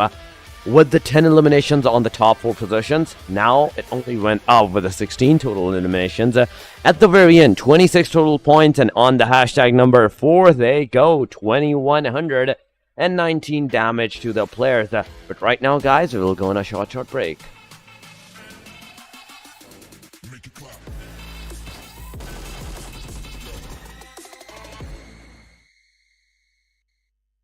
A new 1.6 by 1.6 kilometer map is coming to PUBG Mobile version 2.7. In this map, there are several energy zones where you can receive random attribute boosts, such as increased speed and health recovery. At the same time, lots of supplies spawn in the area. Be sure to grab them while you can. After finding all the supplies in an area, you should keep moving to find more supplies. The fastest way to move about is through portals. Go through one to teleport to the other side somewhere else on the map.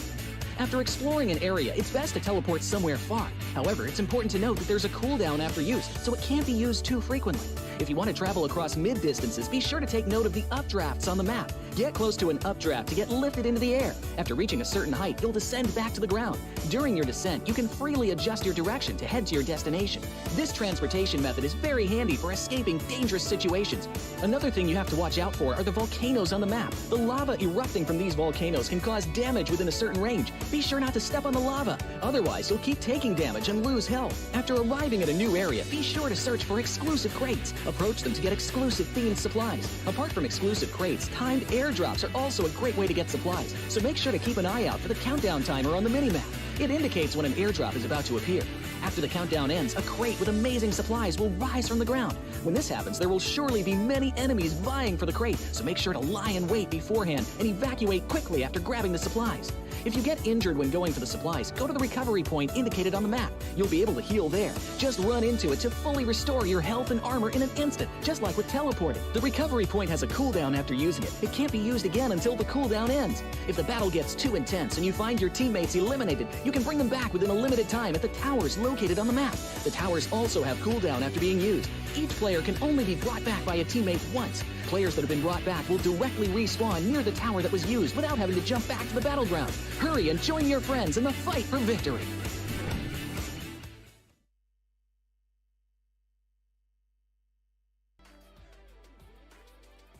Welcome back, guys, after this short break, and we are back with the post-match analysis and again, I would say the caster desk. It's me, your host, Essen, with me, Torix, once again. Torix, welcome back. What a fight by 3X, and especially vacating those compounds was really that move that helped Team 3X winning that chicken dinner eventually. Definitely, it did help them win out that winner in a chicken dinner, because at that point where they have vacated that compounds, they already had the 10 eliminations. It was a matter of factor that they hold those positions, that hold those 4 down for themselves, in which they did against every other team, and at the very end, 16 points for themselves. But talking about the MVP, it goes to none other than SR3X's Zen. 7 eliminations, 891 damage. The top players are on our screen, with Chodu being on the 2nd spot this time, 5 eliminations, 904, 6 for Miracle, 695, and these 2 players, SN, I am seeing have secured 13 points, and there we go, the 3 points. Every single player that has secured some points from the team SR3X, they're on the top players. Edgar is there with 4 eliminations, 595 damage, but nonetheless, 16 point winner chicken dinner for the team SR3X, and every single player on the top players. Yeah, a 26 points to the team SR3X. A good start, I'd say, a good start, and not start, but I'd say a good almost ending. Good ending, I must say. SRX3X winning the chicken dinner. This was looking slightly, not in their favor, but they had the compound. HR had to push in because Blue was right on their back. But HR did well. 2nd position, 5 elimination points, even though they were late to the party, pretty late, and they confirmed some good frags as well on the way. On Amin's XH2V, on the players of RD as well, and keeping in mind on some of the players of 7E as well. 7E, 5 points to their name, somewhere just lagging behind. Aegon XI8, still 3 points in this match as well, and crossing the 200 points marker, I'm pretty sure. But we'll see what's going to happen last match. So far, nothing much left for the remaining teams. Red Death with 2, XGeneration, Team QWERTY, Oxygen, and Bublu with 1 each, and Star and Amines couldn't even open their account. And this one, 0 points to their name. Another match going down the drain for them. Another chance wasted. But we'll have a quick look on the overall ranking as well. But before that, the discussion continues. It's now, Torix, a fight for 2nd spot. Yeah. 1st spot is out of equation. If someone is even thinking, they are somewhat, I would say they're quite ludicrous in their thought that they might have a chance on the 1st spot. But just 6 more matches after this one, and it's over. It's over pretty much. Aegon has this PMPL also in their bag. Almost has the PMPL in their bag. But unless there's a slight possibility, yes, and then I want to bet on that slight possibility that 7th element R3G might make a comeback, because even though 60 points are a fact that it is hard to cross over, but it is possible. There's 7 matches, including today's the last one. There are 7 matches, 1 for today and 6 from tomorrow onward. So you have to play out of the World League, securing at least 22 points every match for that to happen.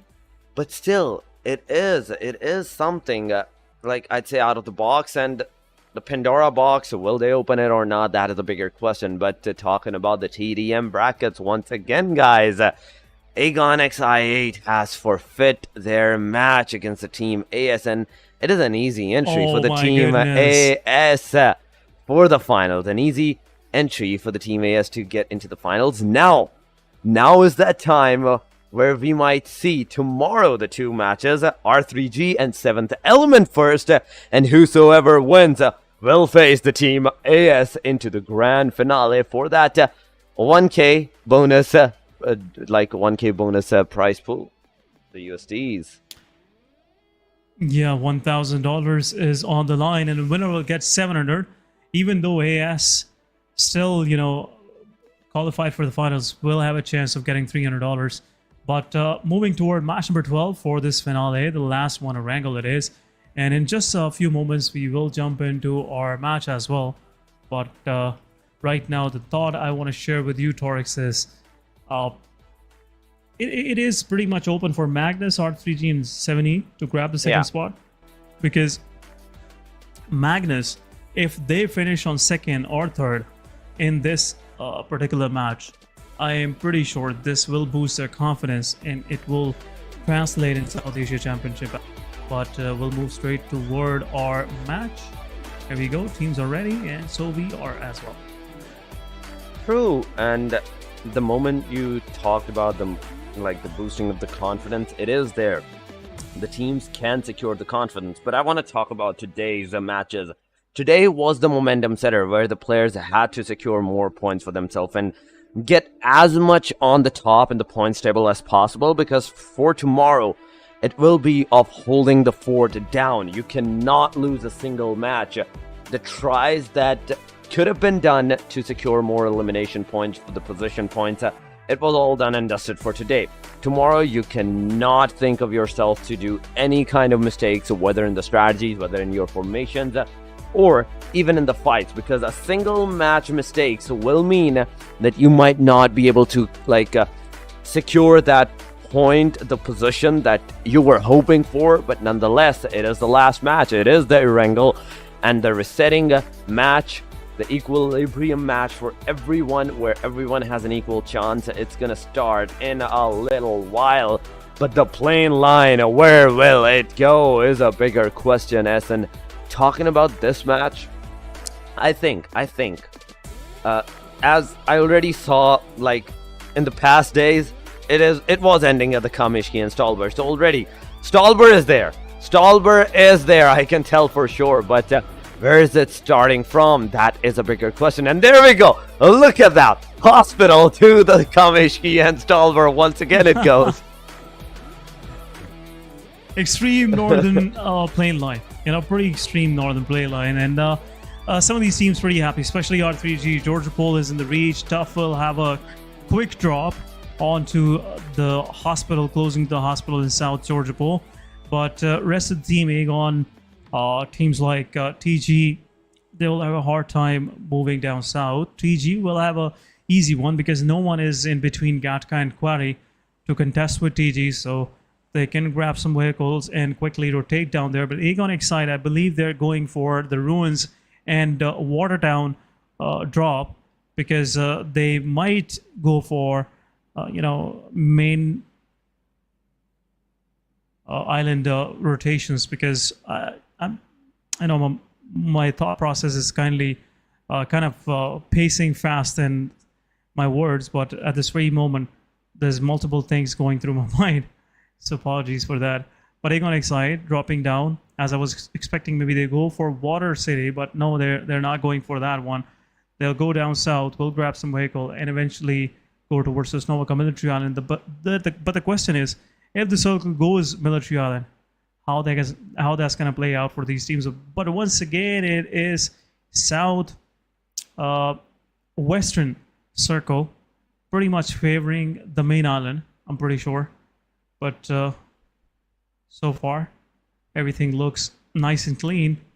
Not a big of an issue for teams like SRX, Team Tough, 52 Esports. R3G this time around, they decided to go Milta. A good choice, I must say. They will have an easy way in from the south of Farm into the circle. They can actually really quickly show off down the south of Pachinki. Magnus Esports in this very moment, they have a chance of getting early on into the circle. I'm just thinking what Aegon is thinking right now, because going to Sosnowiec Island is, I would say, not of any good. So it's better to go for Ferry Pier and QWERTY,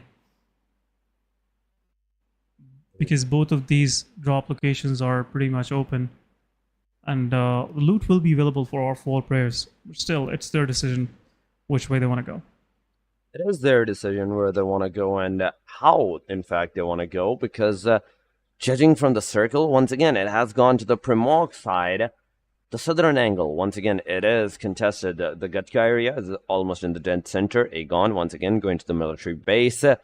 And early contestations that are not happening will give enough time for majority of the teams to set up their momentum. Momentum, I'd say, in this match is the biggest thing.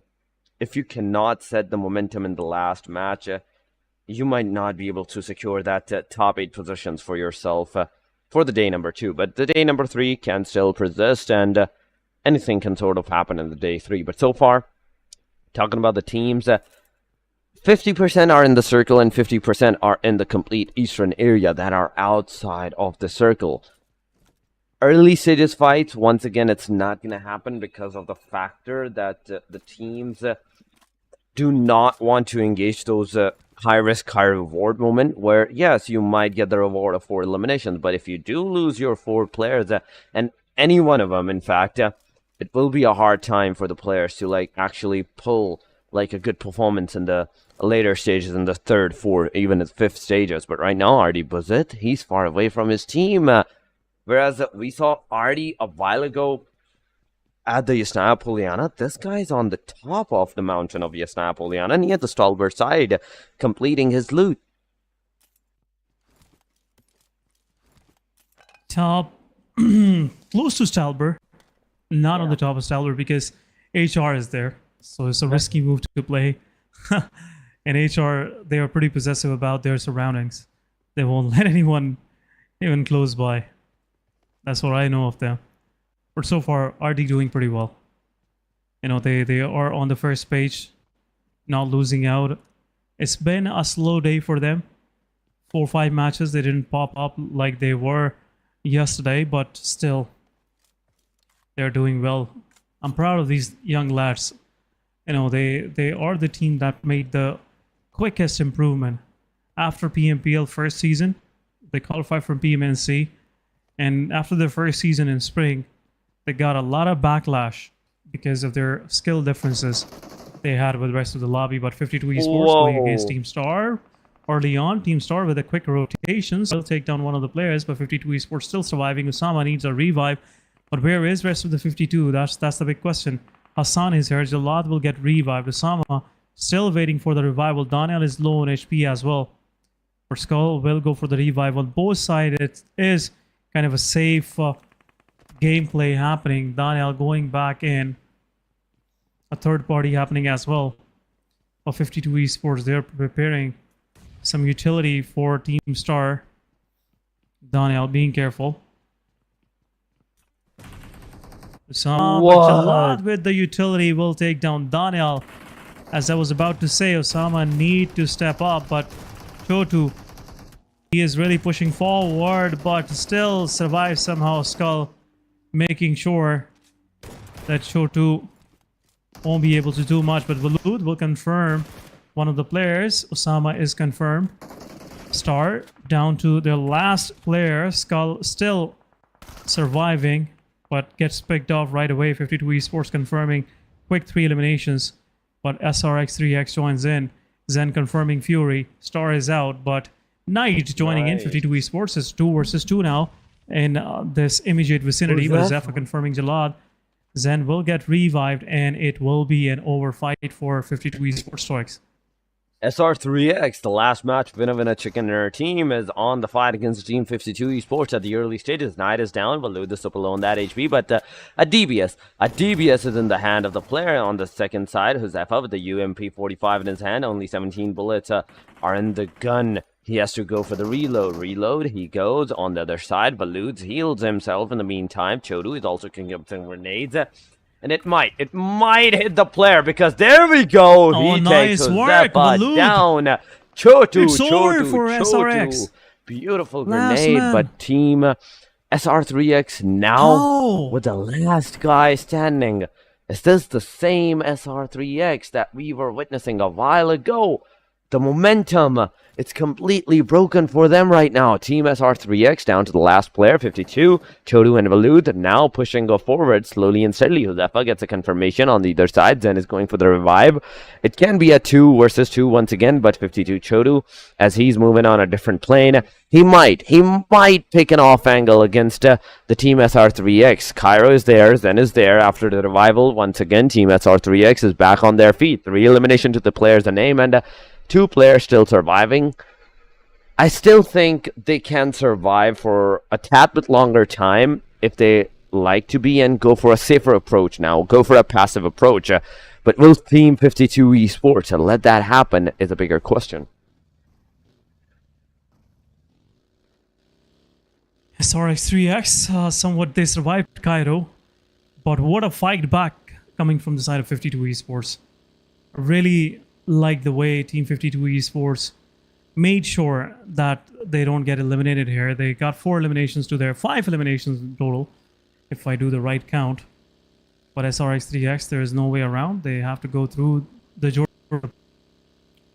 quick rotation coming from their side. And now, I hope to survive further.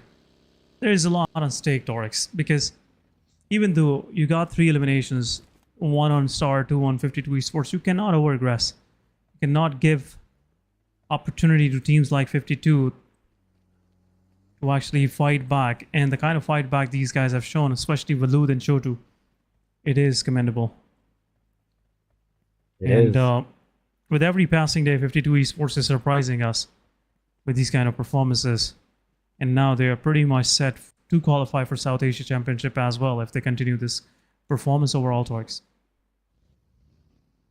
So far, it is a hard thing for majority of the teams to pay attention to their surrounding and came up with a strategy on top of their mind at that exact angle. But right now, looking at the circle, SN once again, it is going Primox, and I'm having flashbacks of the last match, last Erangel match.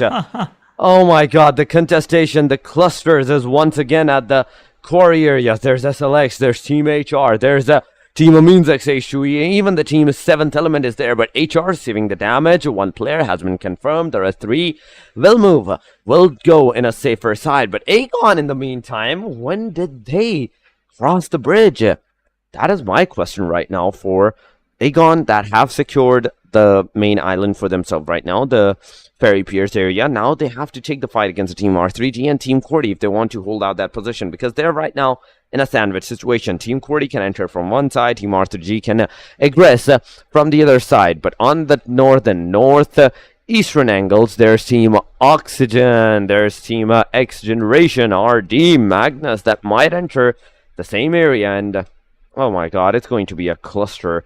It's going to be a disaster at that angle, because even the stage 20, almost I can say 45 to 50% is non-accessible. It's in the water. The rest 50, it's on the land. It's the quarry and its surrounding. It's the Gutka and the farm fields of the Gutka region. Complete open area field. So not a lot of spaces, not a lot of positions that the player can hold out their position. So a lot of choices has gone out of the window, and because of that, the compounds are the only viable way to hold those positions out, and that is where we're seeing the clusters right now being formed up. Clusters are trying to form up in the mid, as like yesterday we were seeing last matches, everyone trying to get a chicken dinner. You know, they want to survive, they want to play a long game. But so far in this match, we're seeing some of these teams surviving, with 3 of their players standing. Right now, Oxy very low on HP, one of their players is. In the meanwhile, Aegon Excite will take down one of the players from RD as they were crossing by. Shahir will also get confirmed. Team QWERTY and Aegon Excite are getting some freebies right now, as Oxy and RD, they're pushing forward. Pinkman gets knocked out. Falak versus Pinkman, and this time around, Falak 1, Pinkman 0. But Pegasus still surviving. Uzum will go against him. It's a 1 versus 1 now. Uzum low on HP. Pegasus also low on HP. But it's a shotgun versus an SMG. Both of these guys oh popping my god, look at that. utility in. And now It's a 1 versus 2 now. Pegasus have to be careful. He will take one down, but IQ from the back line is providing the cover, and Red Death is out. No more death sentences for anybody. But Aegon XI still surviving. Still surviving. This team has 3 eliminations for them early on. They have tasted the blood. That's not good for the lobby, because once they start out, they are hard to stop, I must say. The pause button just disappears. But Aegon XI still down south. Gotta move into the circle. Team QWERTY losing their players, while they confirm one of the players of SLX.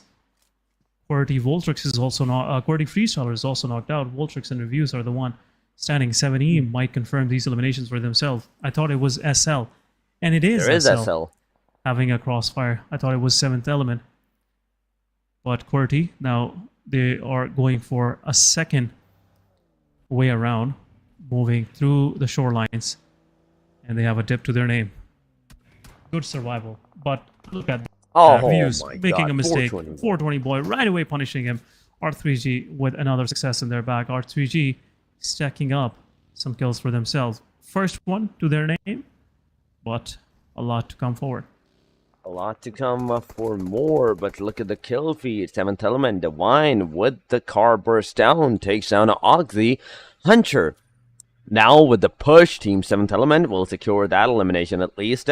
But the Team Oxygen, they are in the safer side. They have moved themselves into the backer angle, but it means XH2E, they're the ones that can initiate the third-party fight. But Endless now giving out its position to the Team 7th Element. There's also the Team XGeneration into the back. So not just 1 to 2 teams, but Oxy is right now being surrounded by three different teams. There's 7th Element, there's Team XGeneration, and it means XH2E. There's also another one on the eastern angle, so not a lot of places to go for the Team of Oxygen, and that is Team Magnus.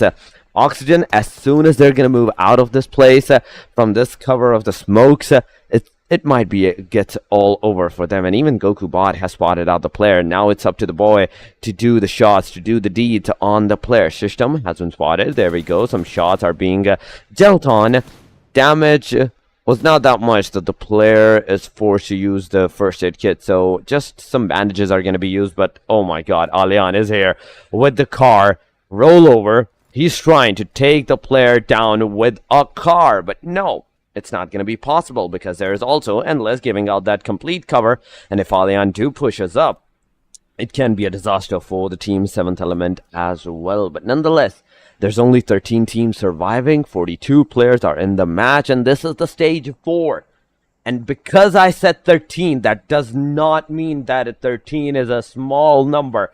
Comparing to the stage 4, oh my god, no one I believe. So if the circle has gone to a northern angle, no one is going to have a good angle for themselves right now. Only an open area fields, the trees, and the covers of the cars are your only hope. 7th Element Divine right now with the 2 eliminations for the complete team. But look at the Rahman R3Gs. Then he gets taken down, and it's a confirmation knock. He also on XH2E Ragnar. There's the elimination on the players. R3G is out on the hashtag number 13 with just the 1 elimination. But 7th Element, talking about them, Aegon XI8, Uzum taking 1 down. It's a complete completion of the singular player of the Team 7th Element, now leaving just with the 3-man standing. They're in the back lines. They are at the compound, waiting out for the opportunity for themselves for that aggression. But Aegon, so far, with the 4-man squad and the position that they have set themselves into, not only they're looking at top of the mountain, but also at the 7th Element angle. 7th Element right now going against the Giants. 4-man standing Aegon it is. They gotta share this compound. They gotta share this vicinity. 70 cannot go for a full-fledged extensive fight, because there is a long route to cover. But in the kill feed, Romeo Boy goes against SLX TG. Pierce gets knocked out, but Romeo Boy takes another one down. Where is rest of the team? That's the big question. Team HR next joins in, and he gets knocked out. Last one standing. 2 versus 1 it is. Next, right now inside the smoke, Romeo Boy will confirm, and a third party will confirm the final one. Destroyer taking down next. Team HR is out. with some quick succession. 12th position it was. But overall, SLX, now they have the edge of the circle for themselves. GG's, I must say. Thunderclap, 3-man standing this team is. This time around, they're now making those mistakes they did in the first Erangel.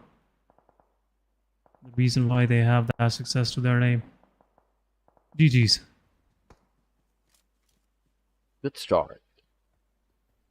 Good start to the team Magnus, team Oxy, and I would say good start to the team 52 as well, because so far team 52 is just surviving with a single player. But look at the eliminations, the points that the player has secured, 7 total eliminations. And even right now, if the player managed to even secure his position into the top 5, he has a good points. He has some good points in the final match for the day number 2. But nonetheless, on the southern angle at the quarry area, we are seeing the SLX TG near the team Tough right now. Right now, both of the teams are outside of the circle, but look at the crates near the night and the lights of the crates that is telling him that come loot us, get some more ammunitions, get some more utilities for yourself. And as much as the circle tends to give people a hard time with the fires, I think right now the first priority should be for the people, for the players, should be off the grenades. The nades are one thing, the crucial thing that can initialize the fight. But look at that, 7th Element losing 2 of their players back-to-back. XGeneration taking Allian down. It's a confirmation on Allian. T24 OP also gets that elimination. 7th Element right now being left down with just the single player that is surviving. Things are finally looking grim for the team 7th Element as well. But there's also the other teams that can make a comeback for themselves. Aegon being one of the team. And even in this match, if Team Aegon do some good amount of damage and the eliminations with a position, I think, and we all know, after that, no one is going to be able to come back on them. Yeah, for sure so. But SLX, they are just weighing their options right now. Going for a quick rotation. We'll try to find somewhere outside. They have this ridge line available for themselves, but their backs are exposed to the players of Amines and Magnus Esports as well. One of the players get eliminated. Oh, there you go. my SLX, God. Knight OP, low on HP. It's Faster over. goes in. Confirmed elimination, and it's over for SLX as well. 4 total eliminations to their name. Skyline out on 10th spot. 4 total points for themselves. Our circle is favoring Magnus Esports once again. Magnus Esports have a quite off, I would say, situation, I must say, where Team Magnus Esports have the map control up north. Oxy losing to XGeneration as well. Another team out. Top 8 it is. Psycho getting peppered down by Magnus Esports faster. As a moment ago, they won the fight, and now Aegon XI8 is going against the solo survivor of 7th Element. 52 Esports is out of the mix. Good survival coming from the side of 52 Esports. 7 eliminations. Shotu was the solo survivor, but Top will take care of him. Goku bot, last one standing. It's a 1 versus 4 situation. Utility is in the hands of the players. Not going to allow the player, but at the same time, Magnus Esports peppering down on the players of XGeneration. On the back lines, Team 7th Element gets a quick exit toward the lobby. Not much of a success for them today. Not been their day, I must say. Magnus Esports only 1 to their name so far, but still, this team have the map control. That's the bigger thing. They will get some points for themselves. But Thug going against the player right away, trying to confirm the elimination and gets peppered down. Psycho once again giving some cover fire. Aegon XI8, IQ is there. Magnus Esports also pull-ups on the back line, and XGeneration, it's over for you. I must say, it's over for you. IQ on the ridge line. Fullock is on the back. This could be detrimental. IQ it's going over. For that fight. Will do it. And the back is pretty much clear for Aegon XI8, and quick revivals will come in. And Aegon XI8 still surviving top 5 once again. This has been the day of Aegon once again. Consistency on top. Aegon playing like it's their last tournament. And we all know it's not, but so far, 5 total teams are in the match, 19 total players, but Aegon, oh my god, the constant performance of this team is unbeatable, unattainable by any other right now from this perspective at this position. But Magnus did come close, took some utilities fight, but where they couldn't get a single knock, they decided to move a little bit to the back to the safer side. Now Magnus is faced against with the team 141X Bablu. Sirius is there, Aegon X I8 IQ is also with the car rotations. They are moving inside of that circle, a good position to the circle for themselves, but Debian is going to throw the utilities on the grenade. Will it hit? That is a bigger question. Now that did receive some damage, but what just happened? Sirius, you did not manage to hit the player, but Debian takes not one, but two players down, and it's over for the team 141 Bablu, because the last guy gets taken by Magnus is faster. JD is out, and 141 goes back to the lobby. Only the top 4 remains. 16 teams. The complete squad fights are here. Means Magnus, Tough, and the team Aegon. These are the 4 names that have the complete squads of their own teams still alive in the match, and they are going for that aggression. Magnus clothesline to the team Aegon from the backline. There's Rahman taking the fight with the team Tough, I believe so. But the shots are being done. Aegon Exiled Blade secures the elimination of Rahman, doing a third party, but at the same time giving us some damage on the team Tough as well. Some more damage by Aegon XI8 with 10 eliminations once again. What is going on? That's my question. How is it possible Aegon confirming those eliminations? Now they have the map control on the eastern side. Magnus Esports, they're in a split. This thing is going to bite them in the back, but I'm pretty sure Magnus not going to make those mistakes. The way they played today, looks like they have something in their mind, a plan that they are trying to execute on these battlefields. Team Tough still surviving, 4-man. Takes down Drolin, gives some damage to Malik. Malik also getting down to half HP. Tough slowly and steadily closes in. And now it's time. Team Tough make those moves. Just have to revive one of their players. Drolin is waiting for that revival. It's a quick spread out. Now circle shifts toward Aegon down south, and AMZ and Aegon are the only ones standing inside the circle Torix. Oh, look at that. The confirmation is there. Team Aegon securing their 11th elimination so far. Team Magnus, things are looking grim for them because it is a 1-to-2 split ratio. Zebian Malik there together, but the grenades are not going to make its way trajectory to anyone but Zebian. He takes IQ down at the same time. Uzum takes Zebian down. So a trade-off, it's finally happening against Team Aegon and the Team Magnus, but Faster waiting out, looking out for the opportunity. And as soon as the Team Aegon will try to push forward towards these guys, he will be that strong link that will hold down the fort, that will hold down the team Aegon excited, but nonetheless, there comes the revival. Blade is giving out that revive, whereas the grenades are being thrown on the team of Magnus' side. Malik is super low. One more grenade on Malik can be detrimental. It can be lethal for the guy, and the player does not have healing for himself, but there we go. Malik received that grenade. Fullux gets him down. Faster takes down Team Tough.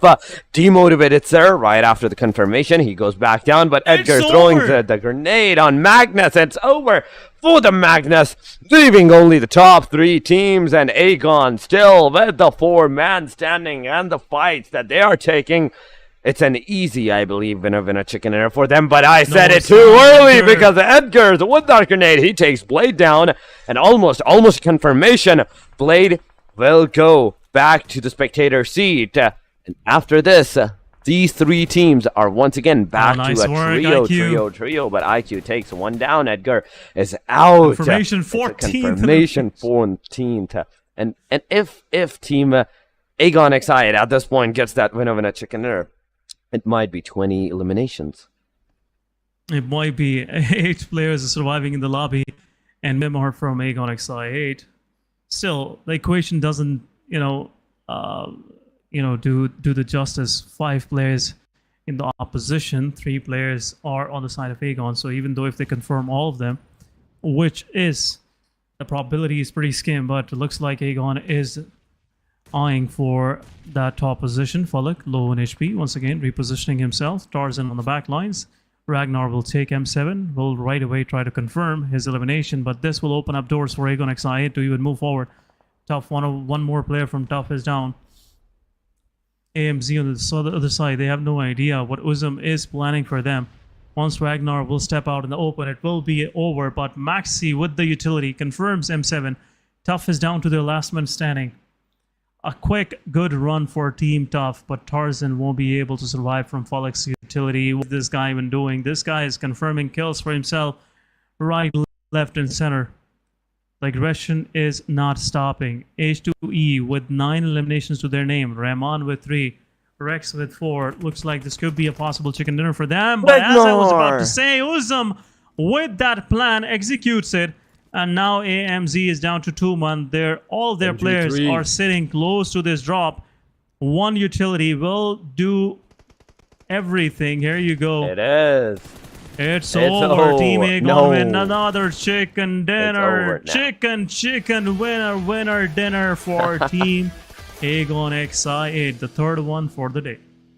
Third one for the day, and a winner chicken dinner for the Team Aegon once again. And I think this time around it is 19 eliminations to the Team Aegon. The name of beautiful number.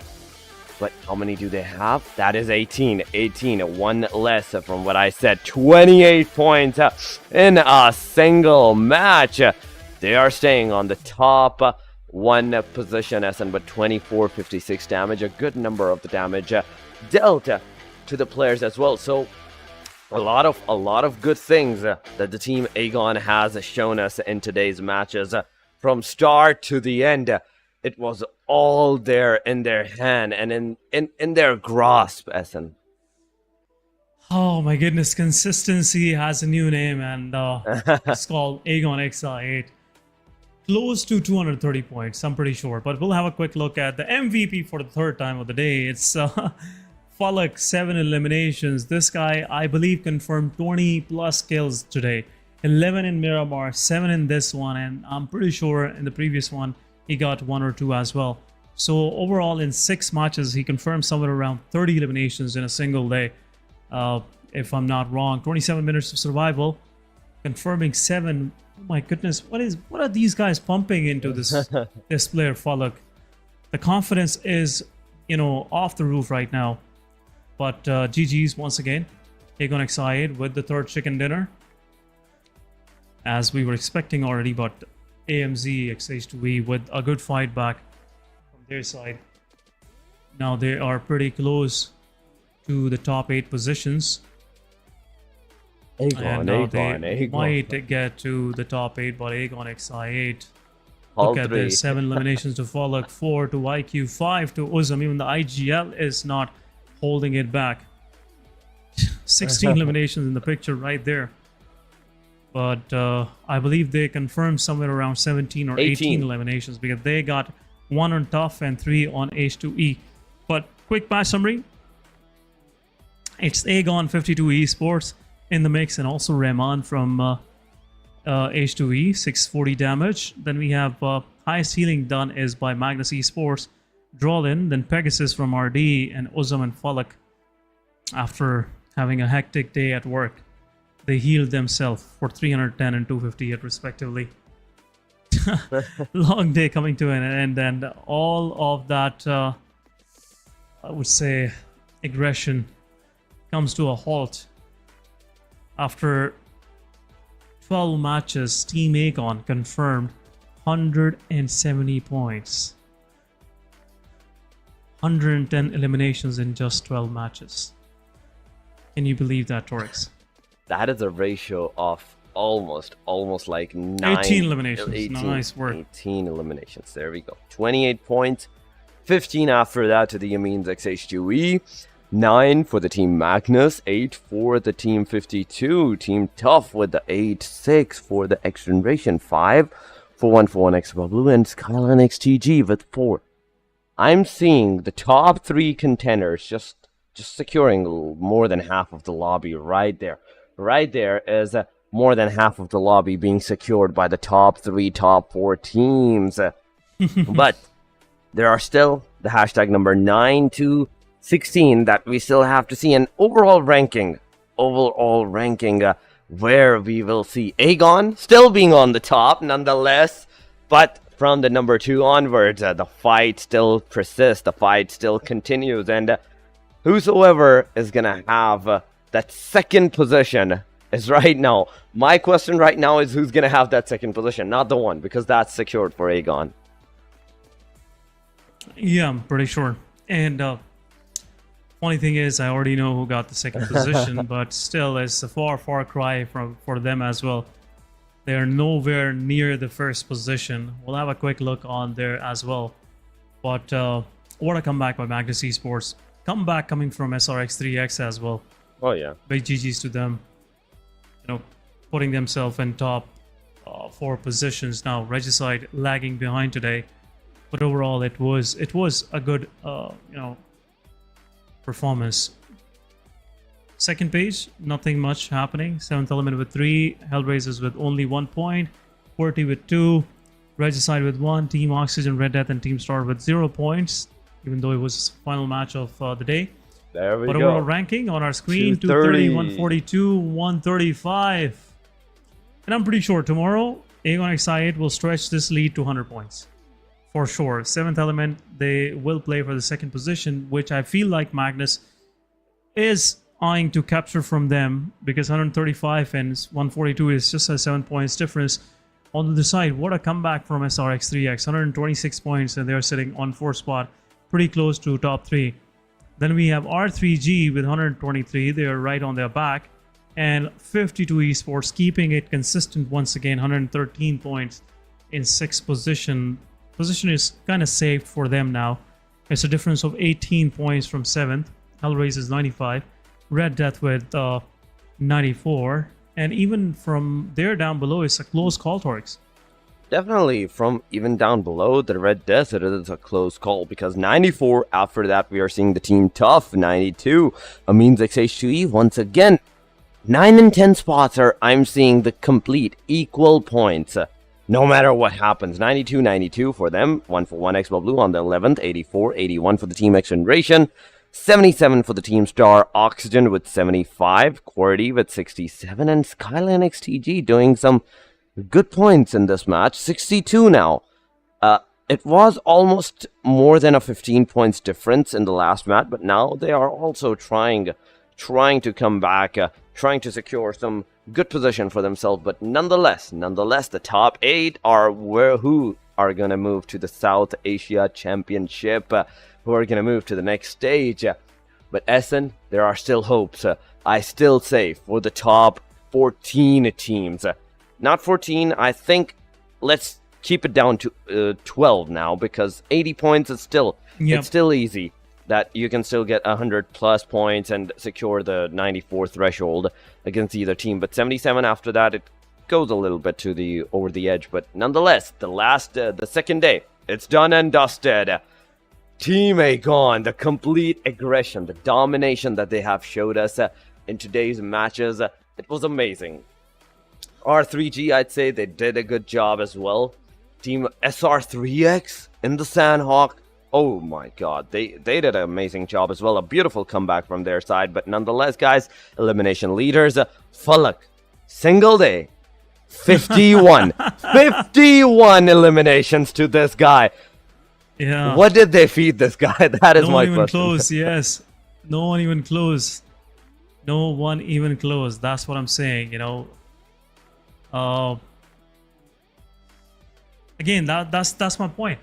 See, Aegon Excited IQ, he is right, you know, next to him. Chodu, with that splendid performance 52 Esports did today, managed to somewhere be in top 5 on the second spot, but he is pretty close to be dethroned from that position as well, because IQ and Zibian, they are eyeing for that position. 23 to 20 is not a big difference, but Falak is keeping him way ahead of everything. They just don't want to get any sort of pressure on the final day that someone might get that MVP title from him, that $1,000 that is coming his way.